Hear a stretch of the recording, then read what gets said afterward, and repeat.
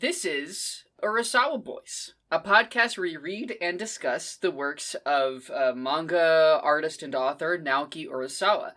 Right now, we're reading Monster, and Monster deals with a lot of dark and troubling topics and themes, so a list of content warnings is going to be available in the show notes. Thanks for listening.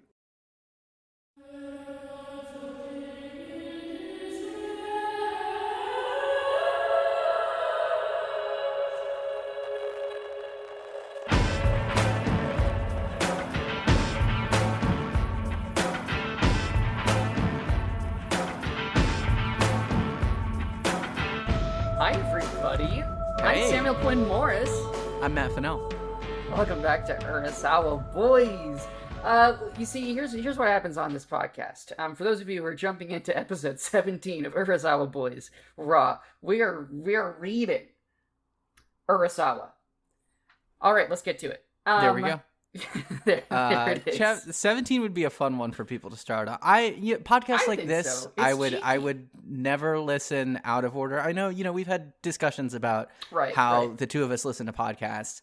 If something is serialized like this, I will listen to it in order. Or if it's, because we're going to start covering other books, what I might do is pick one that I've read and only listen to those episodes. But so I listen to serialized stuff in order. Otherwise, I'll kind of jump around and, listen to like a ones that I find interesting. A seasonal show like this. Yes. Like, I would find the season I wanted to start with. Although, knowing me, I do prefer to just start at the start, even then. Like, Just King Things start at the start, Well, then again, Just King Things, you do want to start at the start with that one, because the whole method there. It's the method. Yeah, and I have kind of, because I know we've talked about, you are pretty much always, you listen from the jump for podcasts, right? You go through. I mean, this is how I am with everything. I listen to albums in order. I watch TV shows in order. I am just, I think it's a minor neurodivergence thing, frankly, to me, things have a proper order. You start at the start, you read or listen all the way through, and then you finish. No, I mean, I definitely know where you're coming from, and I'm that way with. I mean, I think we've talked about it with video games. A lot of times, I'm that way. If there is, because I always find it very hard to go back to preceding entries after I've played a sequel. Just because of a lot of times there's like quality of life upgrades and things, and it's like I'm going back to something that feels worse. So like that's why I haven't played The Witcher 3, because I want to play The Witcher 2. That's the specific example that I know you and I really have want to talked play The about. Witcher 2, huh? I want to play The Witcher 2. I don't know why. Man. Can't explain why. We have talked about this on the podcast. Even. Yeah. I'm pretty sure it was. And I said, watch Joseph Anderson's videos on it. And that's still what I'm going to say. Watch those videos instead of playing that kind of dog shit game. Yeah. And it's been, here's the thing about playing Baldur's Gate 3. It has made me, I had to just like make the decision. I'm not going to play Baldur's Gate 2. And it was because the last time that I tried to play Baldur's Gate 2, it was, I'm not going to play Baldur's Gate 1 because I've tried playing that game and it's too old. And I did try to play the first two Witcher games, and I'm like, wow, these things are actually like so bad. They are not fun to play. I installed Witcher 1 and I did one action, because I think you click to move places in that game. I'm not 100% sure. I clicked once and he started to move, and I immediately Alt F4'd and uninstalled the game. Absolutely. One interaction with it. You know what a game reviewer I have a lot of respect for? I really do like Mandalore Gaming. That guy plays a ton of like older games and a lot of old adventure games too. And I just think that's a fun niche. Shout out Mandalore Gaming. Needs a new gaming channel to check out. Oh, absolutely. You always need more guys. This is kind of, I hate to talk about something that's a bummer, but we're living in an age where a lot of really good game publications are shuttering, like more and more. Yeah. There's lots of layoffs. And I have found it harder and harder to have, long like game podcasts that I like. So part of it just might be, I don't even like game podcasts. To me, game podcasts make no sense. I will I will listen to a book podcast. I'll listen to a movie podcast. But for some reason, a video game podcast, it's like I don't get anything about what's happening in the game from a video game podcast. I don't get to watch it. It's just talking. This is interesting. Sure, I really liked. Well, I was a big in undergrad, well, the progression that I had specifically was, it's kind of funny, it was like Greg Miller and his guys from IGN. It was the thing that they started. It was like they were one of the first groups to like, we're going to do our own thing on Patreon. And I actually, this is just like, I'm really showing my ass here on like the how I have become a socialist. Here we go. This is a fun story, actually. Wow. Okay. Through video game podcast. So back in 2014 and 15, when I was in college, was when I really started using Twitter. Like, I became a Twitter user. And one of my favorite people to follow on Twitter was screenwriter Max Landis, who I'm sure you know. Like, Quinn, when I say that, yeah, I mean, because you were on you're a couple years younger than me, but like we run in the same nerd spaces enough where it was like, I mean, I'm a big Dirk Gently fan.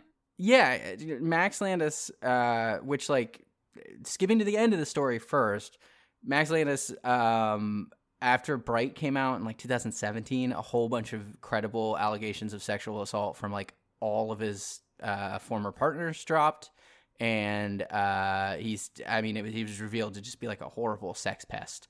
Right.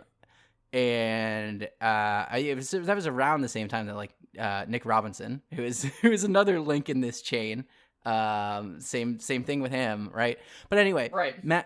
Max Landis was on Greg Miller's podcast because Greg Miller is a big Superman guy. Max Landis did a whole bunch of videos and then eventually comics about Superman, and was like happy to just show up on your podcast at that point in time. That's like what he was doing. That's how he had notoriety. He was just like, he was on Screen Junkies a lot and stuff like that. I watched a lot of his video content. But anyway, Greg Miller, kind of funny. They have like just a culture podcast, and then they had a games podcast. So I was listening to their games podcast for a while, and they would often have guests.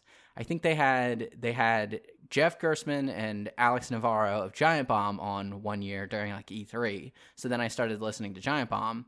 And specifically like the Beastcast is what I was listening to, which was Alex Navarro, Vinny Caravella, Dan Riker, Abby Miller, and Austin Walker would show up on that from time to time because he used to work at Giant Bomb. And from him, I started listening to Waypoint. And Waypoint was like the thing that's how I became a leftist, just like listening to Waypoint a lot. It's wild that just like it's, and it is the 2010s tale. Oh yeah, it is the most 2010s cishet like white video game dork way to become a leftist. Just like that. Yeah, totally. That link of change. I mean, like the Double Fine Adventure is in there a little bit too, because when I watched that, I followed a bunch of the devs on that, and you know they all were tweeting about unionizing. Yeah, what did did it for me? I think like I would even in like high school or something, I would have considered myself like a socialist or market socialist or something like that. But my actual politics were kind of blah. And what actually got me there was Disco Elysium. Because I kept picking the centrist options, and eventually the game was like, hey, you're a fucking bitch. I was like, oh man, they're right. They got me. They got me. But it's that was a long story of saying that video game podcasts, I've always been a fan. Like, I listened to them a lot in college. The thing that I always liked was, all the sites that I liked were more personality focused than just pure coverage. But it was a way that like I learned about a lot of indie games, and just kind of they were a big part of my life, and a lot of them are gone now, and I've stopped listening to a lot of them. So that's a long way of saying thank you for your Mandalore gaming recommendation. Always looking for another guy to tell me about video games.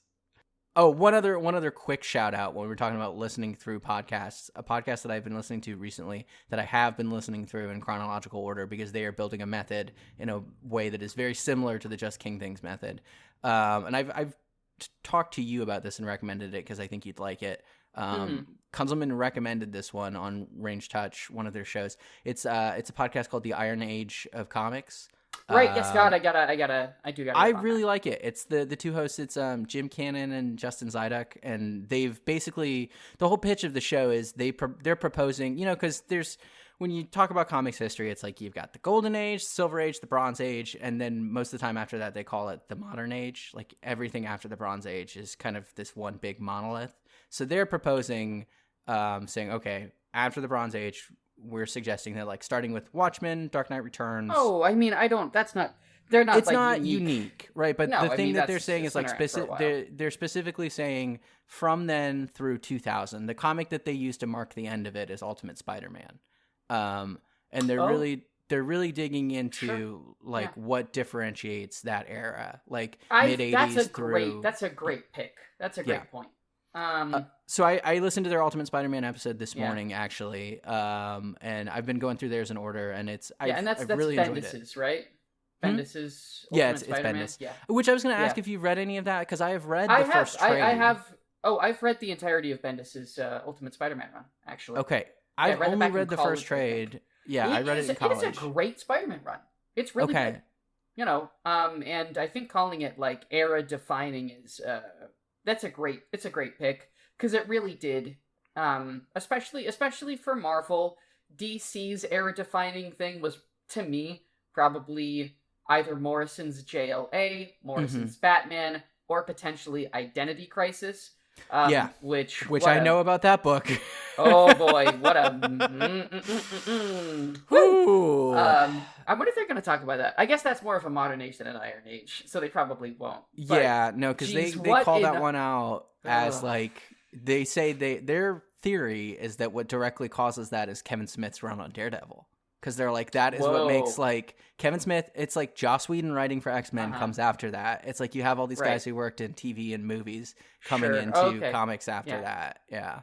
Because Brad Meltzer was a novelist and I think screenwriter before he did Identity Crisis. Jeez. All right. Well, okay. Anyway. We've got our video game YouTube. We got our Matt's path to socialism, and we've got a little bit of comic talk.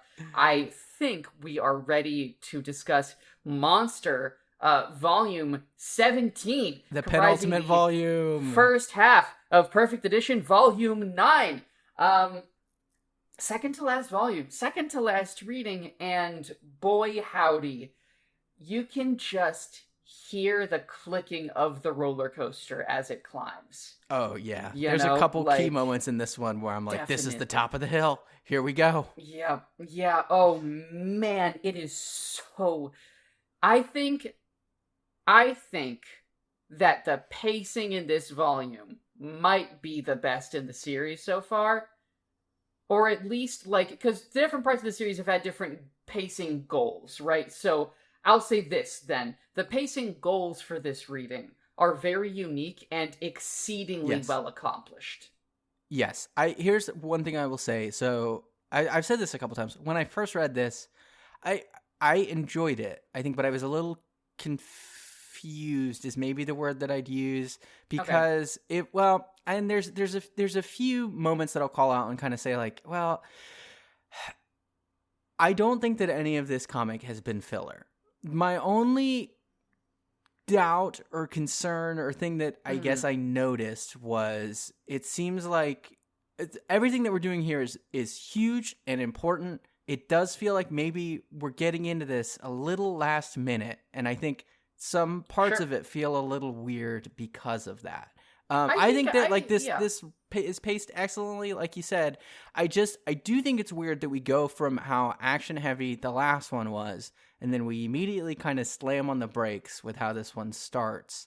And it feels like something that would be more at home in the middle of this story than where we're getting it now as like, this is the finale. But maybe that's maybe I need to read the finale and then kind of reflect on that, because I will say, second time through, I think it hit a lot better for me. Well, I think that's an interesting point to make. Is, and that's the question. Like, could this stuff have been set up sooner, right? Like, could we have begun to work with Ruhenheim and the people there sooner? Yeah, and I don't even think like, hey, let's sprinkle this throughout the story, because I don't think that works. I think that this works because it's one solid unit that we're running through in the way that we do. But it is, it's weird that, like I said, it feels like we slammed on the brakes a little bit, and I don't think that's bad. So I think the interesting thing about this reading as a whole, and this perfect edition, the last 2 volumes, right? Mm-hmm. The finale of Monster is this one long 2-volume thing. This is a movie. Exactly. Yes. Okay. And so I think that it's the brake slamming because this is the start of the last act. You've been asking this whole series, how does there a couple more volumes? Yeah. How is this? And the answer is because what would be like 1 volume's worth of stuff, we are now seeing at a level of granularity that fills out 2 volumes, mm-hmm. right? Like, we zoom in so close, both place-wise and time-wise, on the events in Ruinheim here in this last volume, that it functions very differently than the rest of the manga does. And so this last perfect edition is really like a capstone, a single entity that, it's like everything leading up to this was like the TV show, and then this volume is like the big budget movie that wraps mm-hmm. up the TV show. And so he has to kind of start this story from scratch, in what is perhaps the greatest Urasawa open of all. Like, this entire beginning of this of this reading is like an Urasawa open for an entire town. What is this town? Who are the people here? Why does this have anything to do with what we're doing? And we don't really find out for several chapters. So, just think of this as Urasawa taking all of his methods and zooming in, working them at a different scale than we're used to create a finale that is, in my mind, it's so strong. I can really remember the feeling of this last volume, and part of that is the difference in detail, and so, man.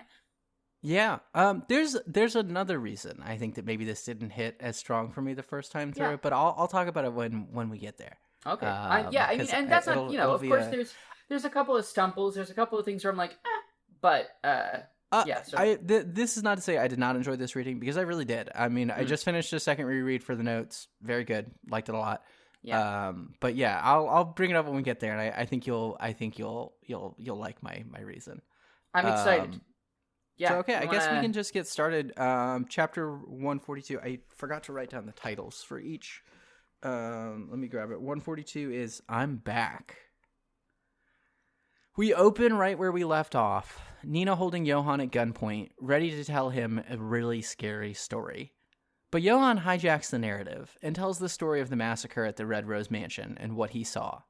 He was taken to the mansion and locked in a dark room with no walls and strange dimensions for several days, quickly losing his sense of self. Meals would appear from time to time, and Johan had the sensation of being watched over camera. Eventually, a door opened, and Franz Bonaparte pulled him from the room, saying that human beings could become anything. Johan wandered around the mansion, running into important government officials all there for a party, who all seemed shocked to see a child there, but eventually understood that Johan was the superior child, critical to their plans for the nation's glorious future. A toast is raised, wine is drunk, and everyone starts to die. Johan runs from the party, cutting himself on the thorns and roses around the mansion, and makes it back to the Three Frogs, where he said, I'm back, and Nina said, welcome home. Johan then told her everything he'd seen. We cut back to the present, with Nina screaming no, and then we cut away. Tenma races to the ruined house where Johan and Nina were facing off, and finds Nina collapsed on the ground, crying, holding her gun to her head. Tenma is able to talk her down and attempts to calm her, but Nina is distraught. She says that she wasn't the one who said welcome home. She was the one who said I'm back. We get a panel where we see the two of them, identically dressed as Nina, and realize that Johan's story is all secondhand. He heard it from Nina. Johan wasn't at the Red Rose Mansion. Nina was. Bum, bum, bum. Man. And for the first time, we see everything. All of this stuff. I mean, what, half of this series, we've been seeing these bits and pieces? This has been the whole back half. It was like, that's how we started with Nina's flashback of this. And it's, yeah, so my first note is, okay, it's like, well, I guess this is a question for you. The first time that you read this, was this a revelation for you, or had you pieced it together before we got here? That, because we have said we were pretty sure it was Nina that was in the mansion, not Johan. Personally, God, first time I read it so long ago, I don't know what I thought. If I had to guess, though, I think Urasawa leaves. I think he makes it pretty clear before this chapter. I'd be interested to hear what some of our listeners thought. Did they see this coming? Did they know? Because I don't know though. Because even with, I think Urasawa is too good at faces. I think he made it too clear. Every time we saw Johan saying "Welcome home," you see the little face on that kid. Yeah, that's a Johan. And then the second we see that I'm back, it's like that's Nina. That's Nina. That's a Nina. There wasn't a question in my mind. So that's how I feel about it myself. There's a lot to like about this chapter. Yeah, I feel like. But it what's really is, what's your first note? My first note is that it feels just really good for all of those questions to be answered and for all of those puzzle pieces to finally be turned into a whole puzzle. We've been, the readers have just been wondering. We've been well, what's this? How does this fit together? What's the timeline here? Who was there? Who's this? Who's that? And now, it's all in one place. You've put the last piece in the jigsaw puzzle, and you sit back and it's full, and you can see the whole picture, and you're like, wow. Yeah, it's solid. Okay, jumping into content for a second. The dark room that seems to obliterate your sense of self. This is interesting and spooky and scary. I mean, we've had children in the in the last chapter. There was Kristoff saying his thing about Kinderheim 511 hiding in the the pantry, and we've seen flashes, I think, of someone being in the dark. Yeah, Gunther was stuck in the locker. Yeah. Right, but there's something specifically about, it was a room with no walls. You couldn't tell up from down. Everything felt weird, and you started to forget who you were. It's this I don't know if it's if the reading group, or if it's this thing here is the key part of, I guess, the Bonaparte method, right? This kind of isolation and severing of connections is the thing that just destroys your sense of self. But it's spooky. It's creepy. Yeah, it is really spooky. And based on the meals, Mina was in there a little over a week, maybe. And she counts out days. There. I think she gets to 12 or 13. Well, she counts out meals, and she gets to 21 or 23. Okay. Which works out to about a week or so, assuming she's being fed 3 times a day, which. Who knows? Who's to say? I think she also mentions that she hears screaming coming from outside. So it's there are multiple types of human experimentation going on in this mansion. And I like the detail that all of the government officials are concerned that there is a child here in the mansion, and then realize oh no. You're one of the special ones. Okay. Yeah, well, not one of them. You're the special one. It's the child, And one thing that I really liked about that party is, it's all POV, from Nina's point of view, and it feels very much like being at an adult party as a child. All these flashes, and you're these people talking, you can barely even hear them. They're just, it's just murmuring, and then the individual shots of the wine glasses, and this just bits and pieces. It's too big for you to take in all of it. And it was, I think it's depicted really, really effectively to get you kind of into that headspace. Yeah, I was a theater kid. Aspect to aspect transitions here.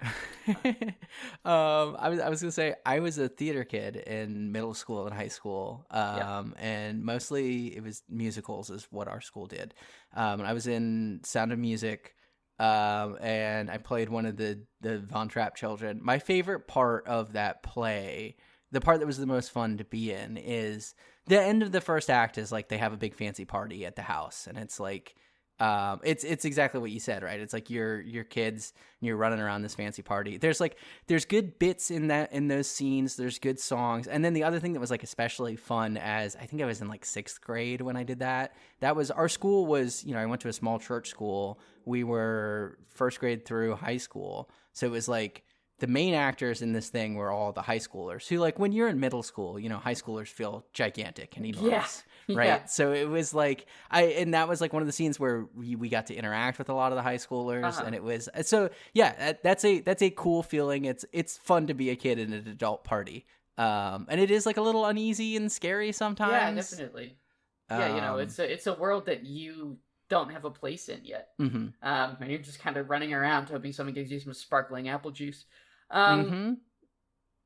And yeah, Franz Bonaparte does not drink the wine. He looks kind of surprised when everyone dies, so I'm not really sure what is up with that. I feel like, but was it his plan? Was it not? Whose I don't know.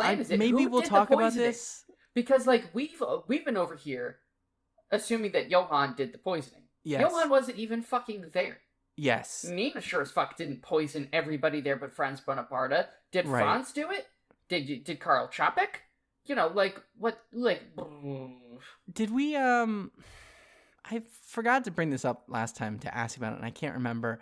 Isn't the thing at the end of the first half of this story, the thing that Schuwald tells Karl to tell Tenma is that the mother of the twins is still alive? Yeah. Is she still out there?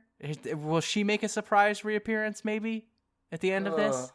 The mother of the twins is alive in Prague. Didn't she? Yeah, but was that even true?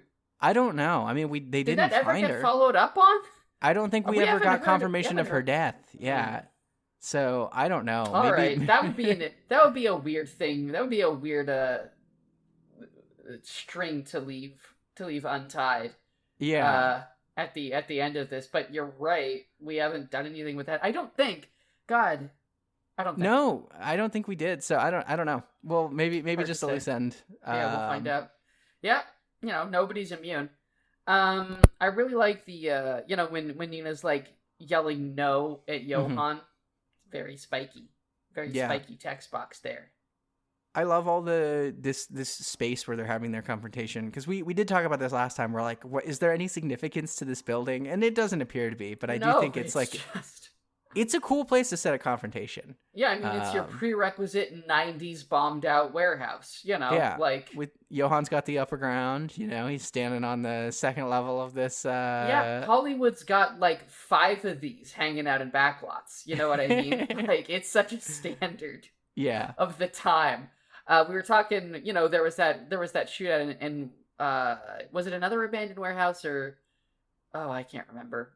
But Monster is definitely in that proud 90s tradition of just like dilapidated buildings, and people with guns in them.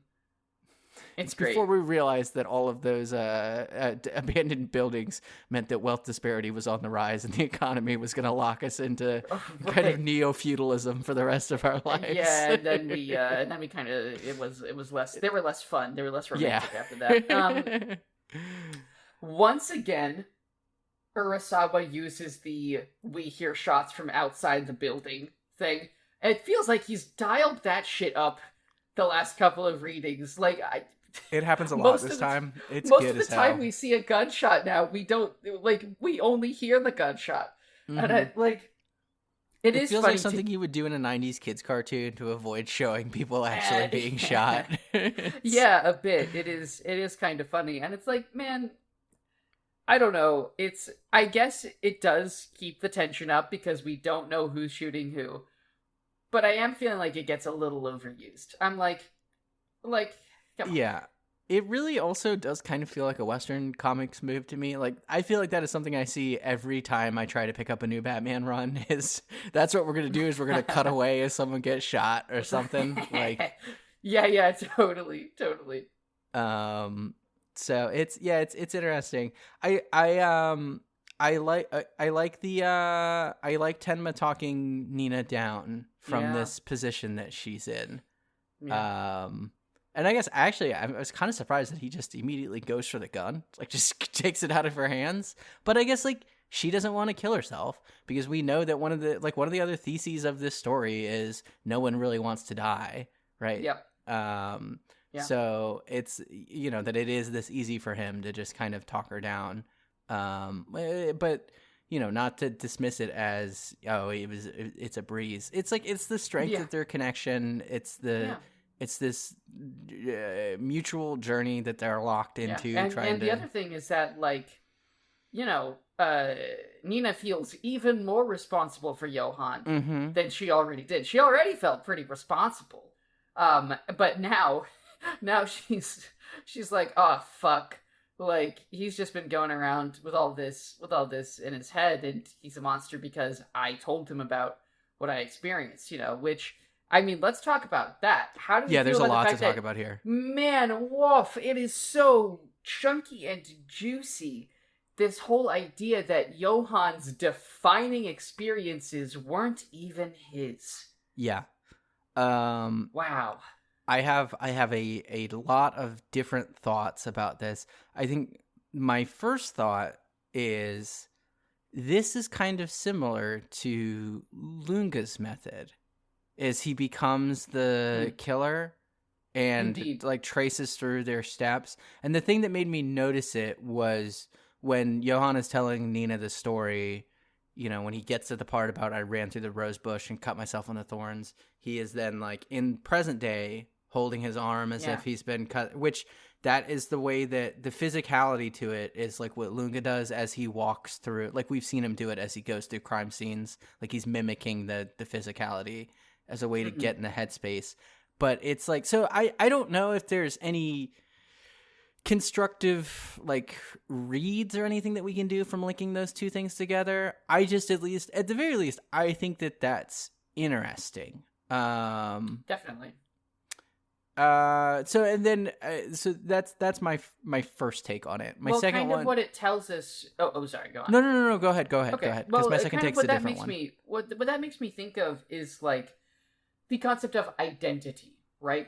Johan's position is that he doesn't exist, and we've been over here like, oh, he does exist, but he almost doesn't, and yet, oh my god. Okay, so Johan, as he has conceived of himself, is entirely based on memories that did not belong to him.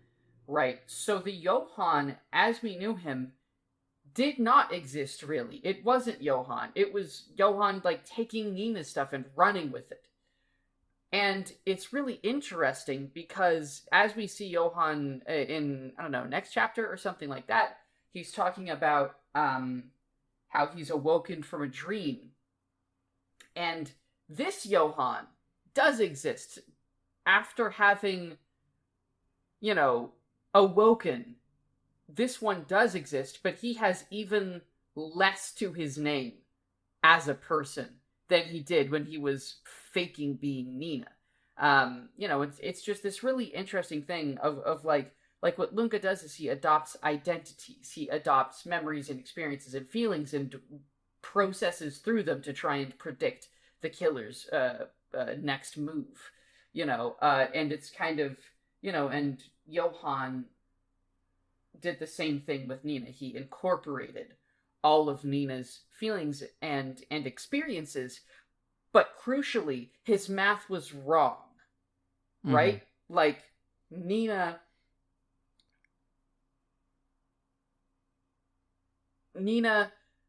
just didn't... Nina did not come back and decide that life was meaningless. And this can also be like Kinderheim and everything, right? It's all working together. So I don't really know that I'm going to be able to come to a conclusion, but the mechanics of Johan, we have so much more insight into them now than we ever have. So the other thought that I have on this section is this thing that's happened, this kind of Johan being able to absorb Nina's memories. I mean, because it almost just seems like they traded them. I mean, because like this is the thing that Nina has not been able to remember. Like she has lost this memory, and for Johan, it's like the core thing of him, right? So it's like she has given it to him. He's taken it from her. So, and I don't know if this is like, I don't know exactly what has caused this, like why it has radicalized Johan but not Nina. Like if it has something I mean, Nina, it was a traumatic memory, and Nina forgot it because it was traumatic. Okay. But Johan, because he wasn't there, because it didn't really happen to him. It didn't really happen, but it's just another story. A story, but he created a false version of it that he basically placeboed himself into having trauma to a degree that very few people would actually be able to live with, right? Because Nina's brain couldn't handle it. She forgot. Johan, because he had a fabricated version, a copy, he has this trauma that shouldn't be possible. Yeah, and it feels like this is like, maybe we can make some comment about like ideology that's not based on actual material conditions or something like that. I don't know, where it's like you have a lot of people who are, very reactionary about, their assumptions on things and how they think that things are without actually ever having like any of that life experience, and how that's maybe toxic and bad. But I don't think that's like something that's in the text. I think that's just not doing that. We can use that as an example to talk about this thing. Yeah. Yeah. But yeah, you really see here how, Johan, like, this explains Johan seeing himself as Nina. It wasn't just that he he thinks they're the same person. He literally incorporated her into himself. Oh, you are me, I am. Yeah, it's because. Exactly. Okay. So this is, because I was trying to figure out, like, is the program the thing that kind of destroyed this barrier of self between them? Is it something that Johan has done? It seems like this is the conscious choice, where now this is where he's saying the, I am you, you are me, we're the same. He's taking or this maybe on. because you know what this reading doesn't answer? Why Johan is being dressed as a girl. I guess you're right. That's just kind of unaddressed. Because, obviously, being here in it's not like it was there's nothing inherently weird or wrong about that, and that was not even uncommon amongst children, especially at the turn of the 20th century. Yeah, but was it part of the Bonaparte program? My best guess is that this was Franz Bonaparte trying to make them into the same person. Okay, because I wasn't sure if had the twins and the mother escaped from the Red Rose Mansion, and then maybe they're still under because I wasn't because my thought was well, maybe this is a way for her to hide them, right? What are you talking about, twins? I just have one small girl as a way of further hiding. That could be. Fuck, does the next reading answer any of this? I don't remember. I don't know. Jeez, we're still, and that's the other fun part, right? Is that all of these questions are answered, and we still have questions. Yeah. We still do, and they're good questions. It's a great proportion of answered to unanswered, I feel. Good. Like. Yeah, no, I agree. All right. Is that 142? Shall I move on? That's 142. Last note, when Tenma finds Nina, she's got the ghost eyes that she has when she's a child in the hospital, have it in catatonic after shooting Johan. The ghost eyes are kind of a unique look. I like them. Yeah. Yeah, that was 142, so now we're on to 143. Okay. Chapter 143, The Place to Go. Nina remembers again being taken from the Three Frogs and standing there at the party as 42 people dropped dead around her. As she recounts it to Tenma, she says that she's scared and she's back. Johan takes off his wig and asks, "Tell me everything." In the present, Nina tells Tenma that she told Johan what she'd experienced for days and days, and Johan thinks that those experiences were his, and she says that it's her fault. She says that as she was talking to Johan just now, she told him that. And he looked like he was smiling and also crying. She couldn't shoot him, but she's sure that he's going to destroy himself. And she says that she's going to destroy herself. And Tenma says, no. If you died, where would I go? What would I do if anything happened to you? Please live. Karl Čapek has made his way to this 90s wrecked warehouse and expects Johan to go after Franz Bonaparte next. He says that Johan has another copy of Nina's memory and asks, what in God's name did we set out to create? Agents of Johan, I expect, shoot him. Shoot him in the head. Karl Čapek is dead. Tenma takes Nina, and they walk off into the wasteland. As he says, there's a place for us to go somewhere. Cut to a very pleasant fellow standing outside a very pleasant cottage. He welcomes us inside and says he was just putting on some tea. It's a specialty. And he says, just let me know what I can do and consider it done. Who shall I kill? He asks Johan. Johan points at his forehead, implying that the guy should kill him. And Johan says that he's awakened from a dream. He says he's seen so many endings, and now he sees something different. A memory only he knows. The real place I must go. And he kills the killer that was, one of his cultist buds. And the final panel is a lovely, creepy shot of his eyes as he walks away from the house where he just killed a man. Yeah, it seems like Johan's plan has changed again. Again. Yeah. And I definitely think that we can tell how much of a different person he is now. Mm-hmm. Well, he keeps saying, you mentioned the phrase already, he keeps saying that thing, I feel like I've awakened from a dream. He says it a bunch of times.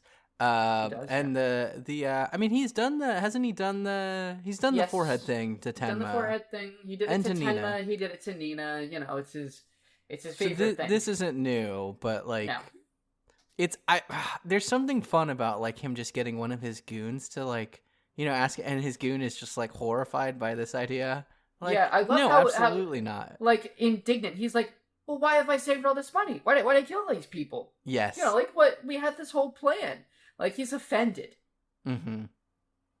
Yeah. There's some diagonal panels at the start. Yeah, I marked the scramble panels. And I do think there's something interesting here, because when Johan is telling this story... No scrambles. Yeah. No scrambles, right? And it's kind of this hint that Johan's feelings on it aren't real. He wasn't actually there. But Nina's feelings are so sharp and powerful and emotional that when we see those same things from her perspective, she's not making them up. And so they're scrambled. They're intense. Yeah. The other thing I like here is there's at the one panel to the next page, we go Nina recounting to Tenma how she came home and told Johan everything that she'd seen.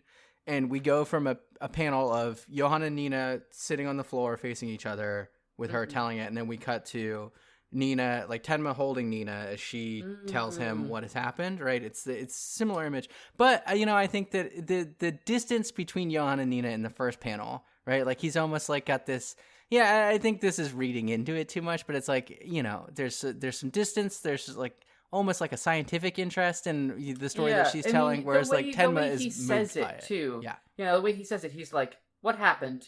Tell me everything. Mm-hmm. You do kind of get the sense that Johan has always been a strange little child. Yeah, I mean, like, if we go all the way back, right, to, like, the blind Nazi that Johan was friends with, like, the stories that he liked to hear about people in absolute terror, right?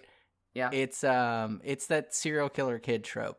But I like that even just in those two small panels, like, I can pull that and be like, oh, yeah. Because, like, it's the panel of Tenma like holding Nina as she is in this trauma. It's like, it's moving. It's good. I like it a lot. That conversation they have. What would I do? If something happened to you, oh my god, you know, like, did he think this is the only person who's left for him to connect to? Like, this other person locked into this death spiral, chasing this monster. The only person who can understand, the only one that can relate, and maybe the one person he's actually trying to save.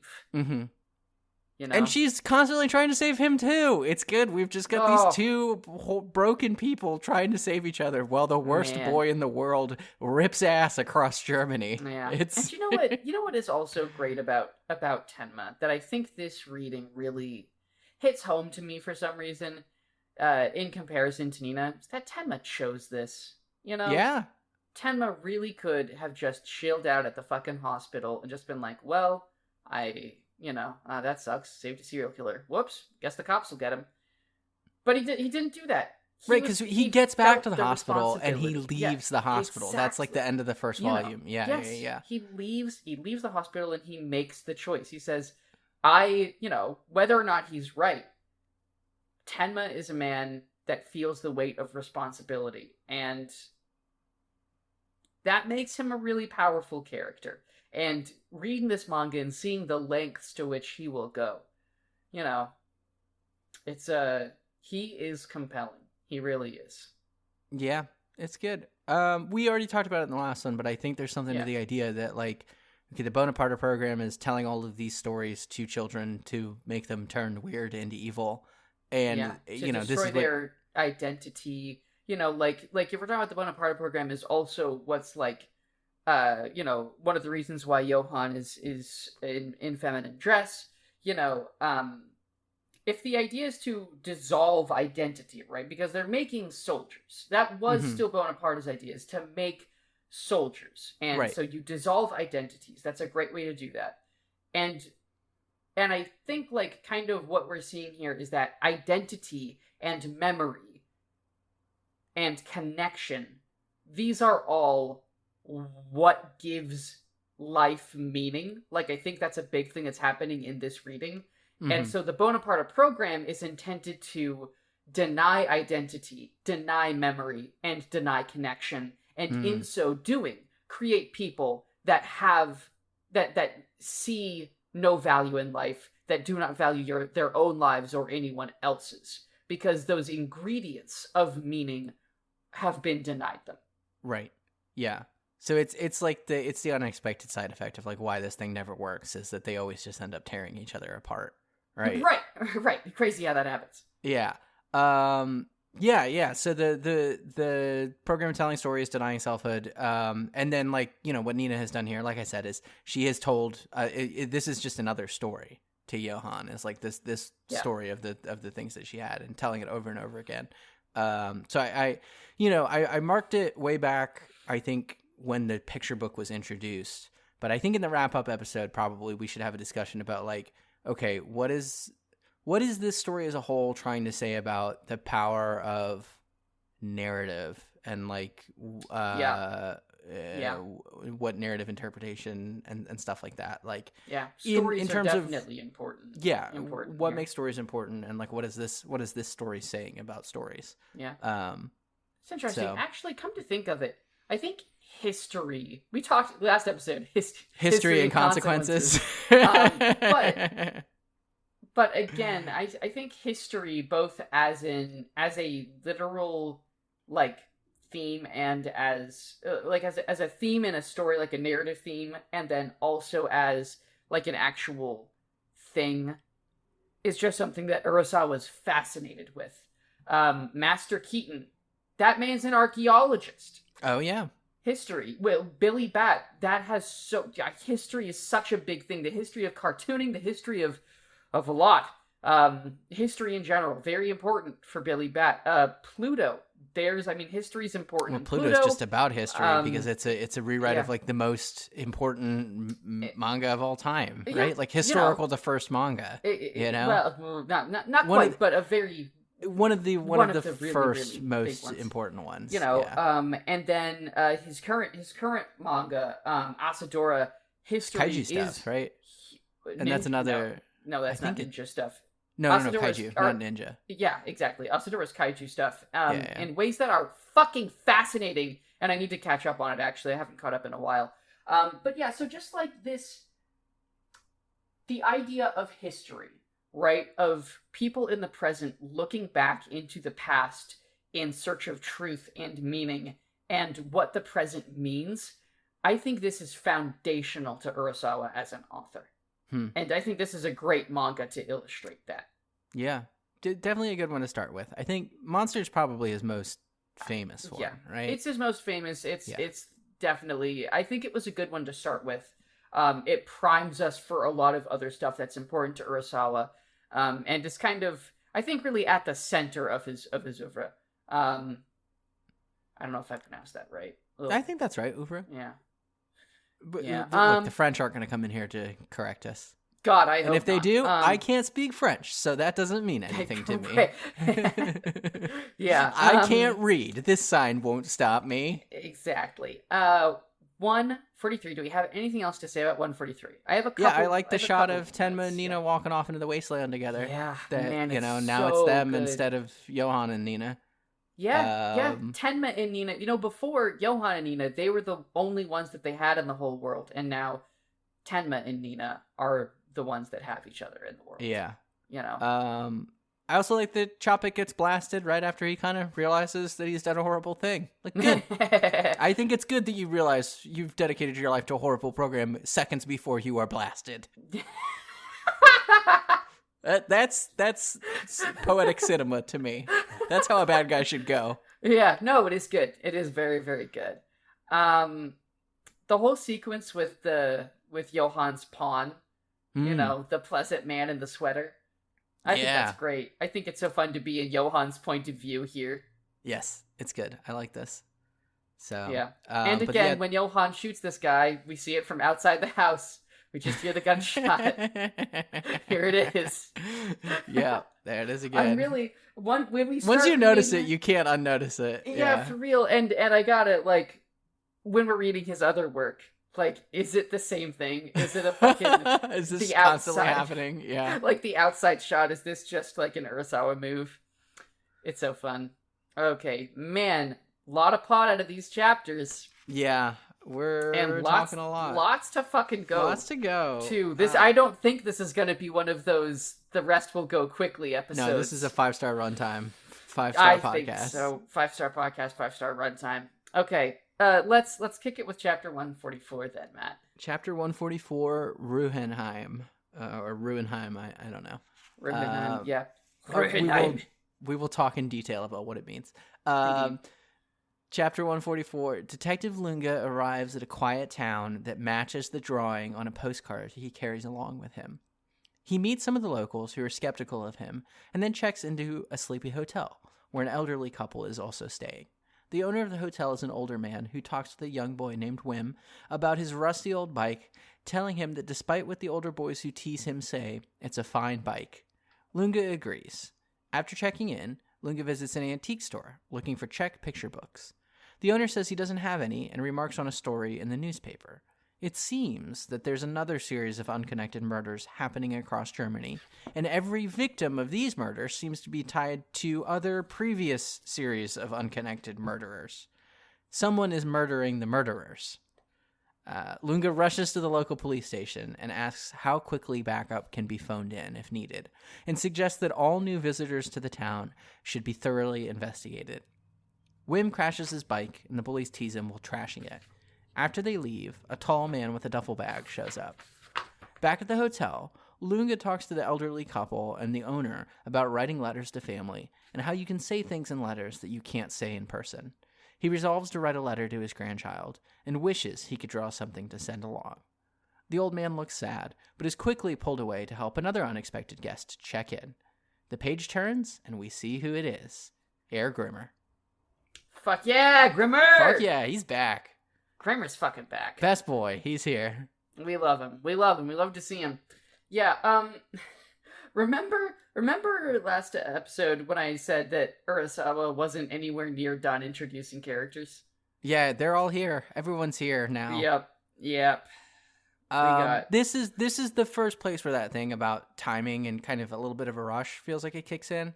Other than Whim, I don't really know the names of any of the characters here. It didn't feel like we made a big deal of like introducing who these people are. No. Like names, you know? No. Here's what this chapter in particular, but this entire last act is to me. Matt, this is as king as it gets. Yeah, this is Needful Things.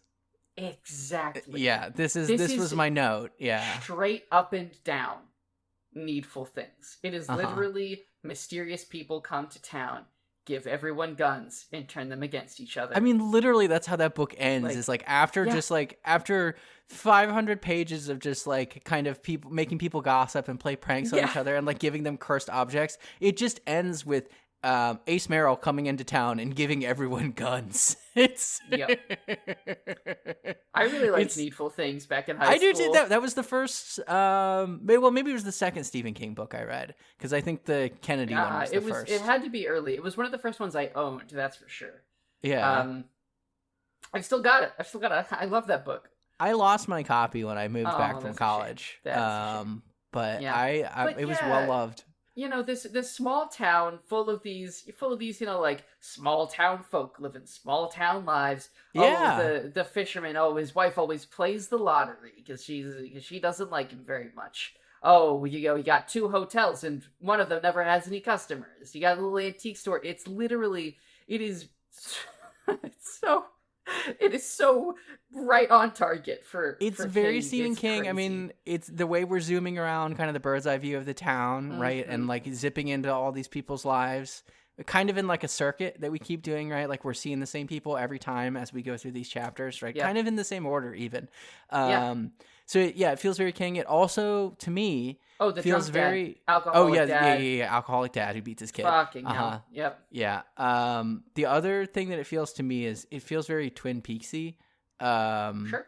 Especially as the guns get introduced. There's a panel that keeps getting repeated of the 3 guns on the table, and that feels like a Twin Peaks thing, right? Like where we have this shot that we keep returning to.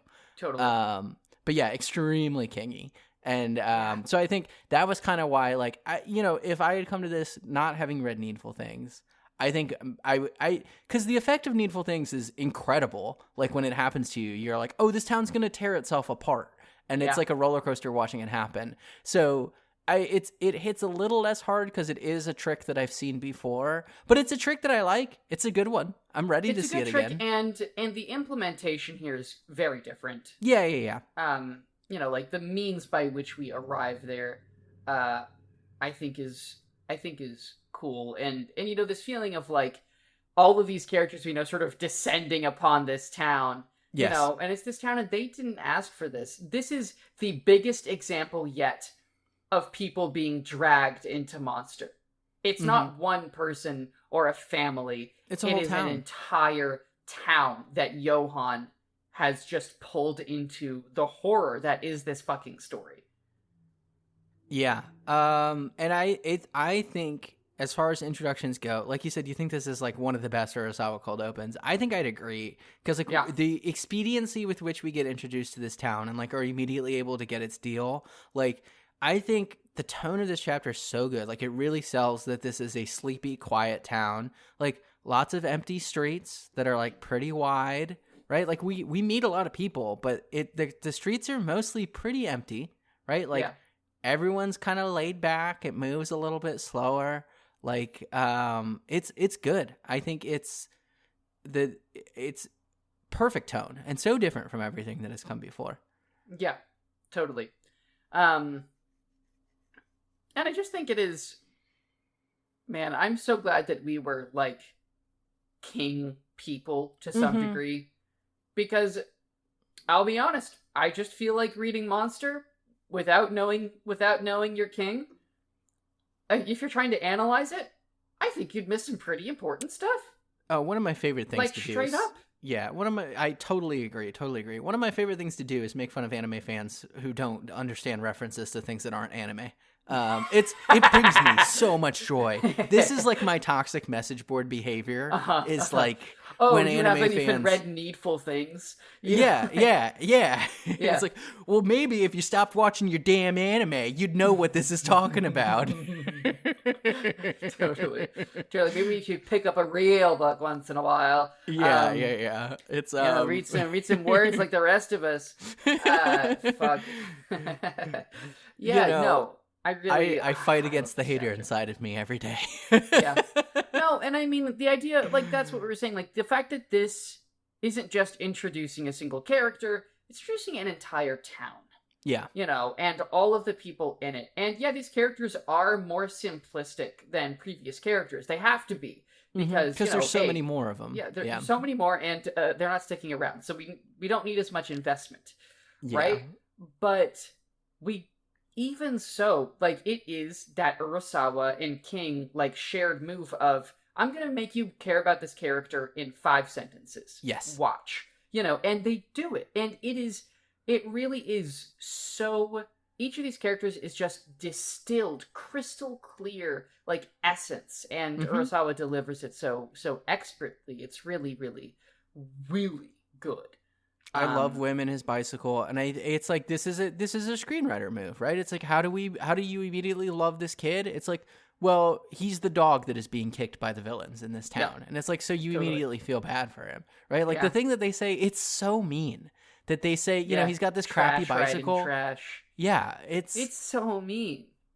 Man, and so it's I love Wim. I'm skeptical of this old man. I'm skeptical of what we're setting up for. Spoilers for the reveal at the end of this volume. This old man is Franz Bonaparte, so I'm skeptical of what appears to be we're building a redemption arc for this man. Indeed. Who is the architect of the horrors of this story. But the horror. Yeah. Real quick, the Hotel Versteck, which Franz Bonaparte is running. Versteck means hide. Isn't that good? That's good. The other hotel in town, by the way, Bergbach, means mountain stream, so less thematic. Much more like it's a sleepy mountain town hotel name. Yeah. I really like the bit with Lunga in the hotel where they're talking about letters. You wanna take that? Yeah, so Lunga sits down and is making small talk with the other guests at the hotel, who are this elderly couple. It's a man in a wheelchair and then his wife. And they start talking about their grandchildren. And they say, like our relationship with our sons is rough, but, we love our grandchildren so much. And then Lunga starts thinking about his grandchildren, right? And the elderly couple says, yeah, they send us letters all the time. And he says, I wish I could write a letter to my family. To which Bonaparte, tells him, yeah, you can. Like, that's the nice thing about letters, especially letters to family, is like, you can voice these things that you don't feel like you'd be able to say in person. And this gets Lunga starting to think about it, which I fear we will have a tragic end for Lunga, and he'll postmark a letter that will make it to his family after he's been killed. Oh, man. But it's nice to see him have this moment of, because he's thrown his whole life away for his career and this obsessive chase that he's on. And there's been a few moments where he has felt bad about it. It does seem like as time goes on, he regrets it more and more, and he's like, dang.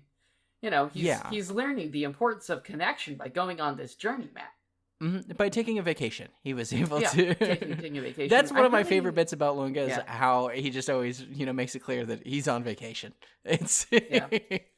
I really love the way that he says, "If only I could draw." Like it would. Like he really feels like it would be so much easier for him to express his feelings to his family in something that's not words. Which this man has autism. like it's here it is, like I feel I would say that there's probably a lot of as Gen Z would say, neurodivergent kings in this story. Indeed. I also like when Lunga tells the kid that it's a nice bike. Oh, I love that. So good. Yeah. I love that Lunga as a character has also changed over the course of this fucking thing. so many of the big characters are different than they were. Yes. And it's great. You want to see it. I like the design of the antiques guy. I like his little mustache, his big jowls, his turtleneck. Really just a home run, honestly, for a guy that's only here for a couple pages. Yeah. Yeah. And yeah, Grimmer's back. Grimmer's back. Anything else for 144? That's it for me for 144. All right. Okay. Chapter 145. A Quiet Gunshot. Grimmer arrives in town on the train and hears a gunshot in the distance as we look over Ruhenheim.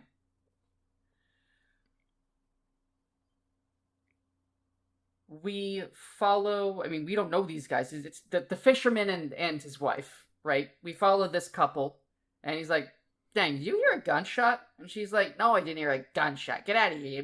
You're making me lose the lottery. There's an old lady that has a dog that she loves, and she can't find the dog. Lunga and Grimmer decide to go out and go looking for it. Grimmer runs into a fella, asks if he's seen the dog. He hasn't. Grimmer asks, have you seen any unfamiliar people around? And the guy says, yeah, you. And Grimmer gives him a big smile. We talk to another couple people around town.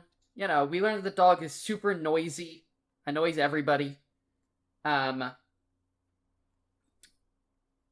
is suspicious of Grimmer. Wild. Who could have seen that coming? We get a little peek in on Vim and his drunk father. And he's like, I need a drink. And he tries to get Vim to go and buy him a bottle with the money that Vim made working at the hotel. And Bonaparte puts a hand on his shoulder and said, don't do it. You earned that money. Meanwhile, at a butcher shop, Grimmer thinks the sausage is delicious. He's making his delicious face. And he talks to the cashier at the butcher shop, which I just suspect is a Matt Fennell girl. Oh, yeah, the waitress at the hot dog store? Yeah. That's a Matt Fennell girlfriend. Yep. And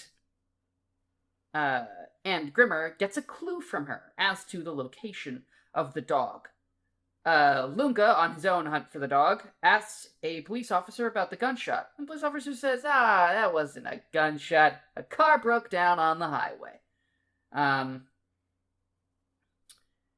And Grimmer and Lunga both find the dog where it had dug up a bone that it had previously buried. And they have a little talk. They're like, I know who you are. It's kind of like the Spider-Man meme where they're both like in the town for the same reason. And at the end of the chapter, Grimmer asks, do you think it can be stopped? The horrible massacre that's about to take place here. Good. I love the screen tone behind them as like they're having their last comments on this. It looks like fire a little bit. Like or smoke or something. Like it's good. It's good.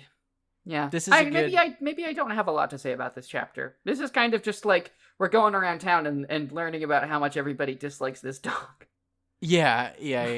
This was the one where, the last one, like you said, was really where it's Stephen King. This was the one where I noticed the Twin Peaks tone.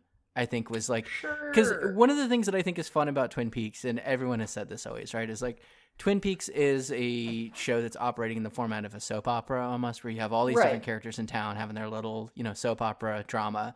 But then it's like you have this weird, horrible, supernatural evil that has ripped open the center of this soap opera town. And it feels like that's like what we're ramping up to here now. Yeah. Yes, absolutely. Okay. Man, you gotta wonder, Twin Peaks came after Needful Things? Do you think there was some inspo there? Oh, I definitely thought about that at one point when I was reading. I I've looked this up before, and I can't remember if there's, or maybe they said this on Just King Things. Maybe I think it's I don't think they talked about it much in the maybe they didn't. Needful Things episode. Let's see, just real quick. My brain isn't telling me they Needful did. Things I think is 90. Needful Things is 91. Twin Peaks is... Oh, maybe Twin Peaks is before that. No. Well... Twin Peaks starts in 1990. So they're just dating around. Or Twin Peaks ends in 91. So it's... 91. They're around the same time. So then, yeah, probably no influence. Interesting that they both... Huh. Okay, well, I guess that's a podcast for another day. Yeah. You know, we could have a whole podcast about Needful Things in Twin Peaks. There's a whole episode in there, frankly, but that's not really Urasawa Boys. Is there anything about this chapter that really stood out to you aside from the Matt Fennell girlfriend? Yeah, well, in that scene, Grimmer saying, "This is my delicious face," it is a funny phrase, like that you called out, and it's good. Yeah. But then on a second read, I was like, oh, he can't do emotions or faces, and he's had to call out that this is the face he makes when he eats yummy food, and I'm like, oh, buddy. He has to do it on purpose. It is really, it is really sad. This is my delicious face.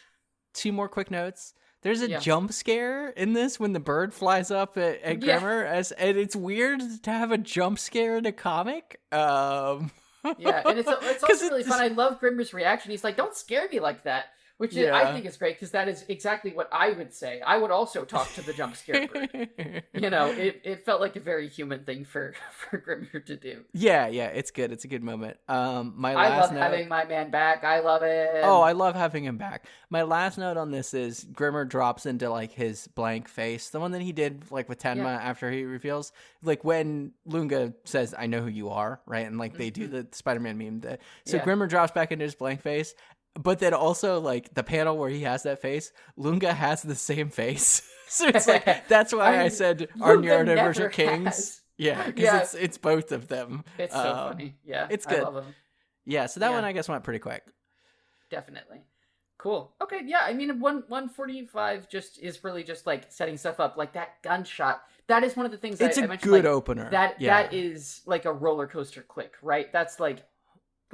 Everyone's like, oh, it wasn't a gunshot. But everyone around town heard it. And everyone's like, was that a gunshot? And it just makes everyone just a little uneasy. On edge. Yeah. And then oh boy. Oh, 146. Let's do it. Here we go. 146 is the vampire's house. I think is the name of this one. Let me check. Like I said, I should have written down titles. Yeah, vampire's house. Okay. Yeah. We open on the fisherman and his wife arguing about her wasting his money playing the lotto, with him saying she'll never win. He gets ready to leave for work, but she gasps because she's finally won. Hacha! The bullies beat up Wim again and tell him that they've thrown his bike into the vampire's house. The fisherman races back into town, narrowly missing Wim in his truck. He's gone into town to buy guns to protect their winnings. 20 million marks. He says they probably won't need them unless anyone knows that they've won. This begins a bunch of paranoid flashbacks. The fisherman's wife reveals that she bumped into Eric Conrad at the store, and he remarked that his birthday numbers were lucky, so she used them to play on the winning ticket. The fisherman then remembers the girl from the butcher shop looking at him funny. And then the wife panics, remembering a look that the drunk in the alley gave her. They continue to panic and spiral and become convinced that they have to use their guns to protect their fortune. Wim goes to the vampire's house, terrified, to find his bike. He trips over a dead cat, screams, and then manages to compose himself. Inside the house, he finds an art studio and a bunch of paintings, and then hears a noise. It's Herr Lunga and Herr Grimmer. Grimmer comforts Wim, and Lunga remarks that the cat outside was killed by a machine gun, so it's already starting. The two continue their investigation, remarking that the studio has been abandoned. They find dozens of drawings of the twins, all at about age 10, which Lunga remarks is when the investigation started. Outside, Eric Conrad is killed by a mysterious stranger. Yeah. Conrad, of course, just being like a pleasant fellow. Right. Conrad was a nice man. He was picking lingonberries. I have bolded and underlined the phrase from Lunga. Anyway, that cat was blasted with a submachine gun. Yeah, like... hooting and hollering. Like machine gun.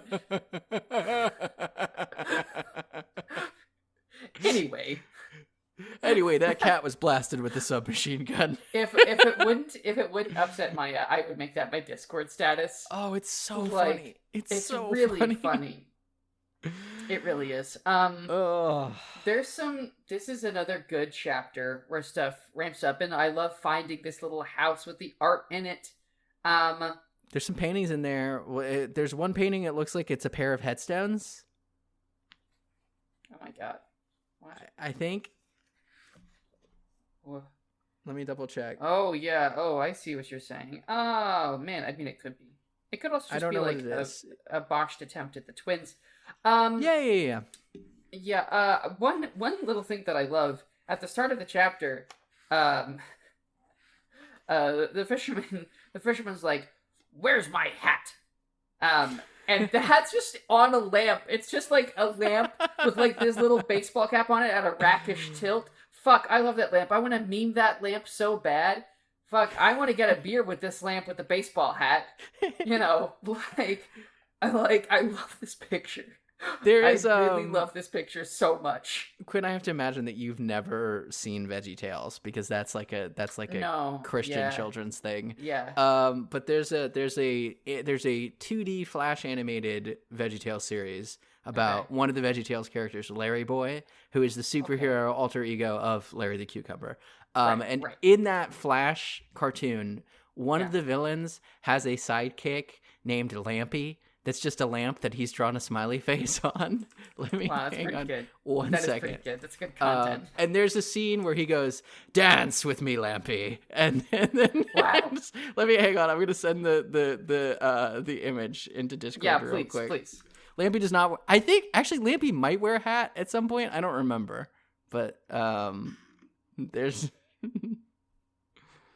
Wow, that is pretty good. I love that. Lampy. Sure is Lampy. Yeah, I love Lampy. Lamp. I love hat lamp. I want to get a tattoo of this hat lamp. Honestly, it's very good. I love this. This guy is a whole character. That panel by itself is so funny out of context. Oh, it's just a man looking at a lamp with a hat on it. And the crazy thing is that's so relatable. I've I've spent like 10 minutes looking for hats so many times, and then where is that fucking hat? It's on the lamp. Hats are easy to misplace, man. It's on the fucking. It's very funny. And lamps are so appropriately shaped for hat storage. Oh yeah. You know. So anyway, I love the hat lamp. One thing we gotta point out Urasawa's bad habit here again. All these bully kids, they're kind of ugly. Yeah, there's the one with the buck teeth. The bully teeth. kids are kind of ugly, and you know what Vim is? Vim's a cute kid. He's got freckles. He's got a little bowl cut. Vim's a cute kid. And all of his bullies are like ugly. One's got a hoodie. One's got like a little tracksuit. You know. Well, a couple of them are wearing tracksuits, which feels era appropriate for for in the 90s, and I like that actually. You know, but it's just like. But yeah, good call. Come on, you know. So there's that. I like that Conrad's birthday is 2, 3, 4, 5. Lucky. Like not the number, not that. Just that if they're provably lucky, he's won a lot of stuff with it. It works. It's just a fun thing to throw in. Yeah. I really feel like in a kingy town and kingy concept, the fisherman and his wife trying to win the lottery and then buying tickets when they do. This is the kingiest part of it all to me. Oh yeah, and then there's sequence where they're remembering all of the the paranoia spiral is a chapter in a. It's very good, and the way that it's drawn, where it's like they have we have the shot of them on the side, right? Like whoever's remembering what's happened, like fading into the memory of the event. Like it's good. That's really well done. Out. Yeah. It's kind of a new technique actually. We haven't seen it used. And so this is fun. Yeah, just the way that they think about everybody around them, you know, and they're like, fuck, they were looking at me. Yeah. All of the shots of the cabin, both inside and outside, very, very well rendered. This cabin looks like a vampire's house. I'm like, damn, that is a cabin out there in the woods. Cat submachine gun. Cat blast with the submachine gun. Then the phrase about all of the paintings, because there's like dozens of paintings of Johan and Nina. Yes. No matter how many times he drew them, he was never satisfied. And one thing that I notice about this, right, is, I mean, okay, so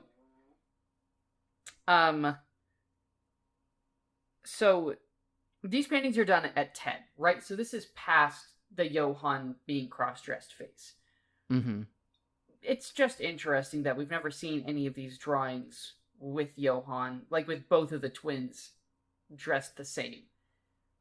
I just want to know more about why. Like, ultimately, if you actually put a gun to my head, it was a plot convenience, right? Because you couldn't have Nina welcoming herself home if Johan wasn't dressed like Nina. So I think Urasawa might have just done it.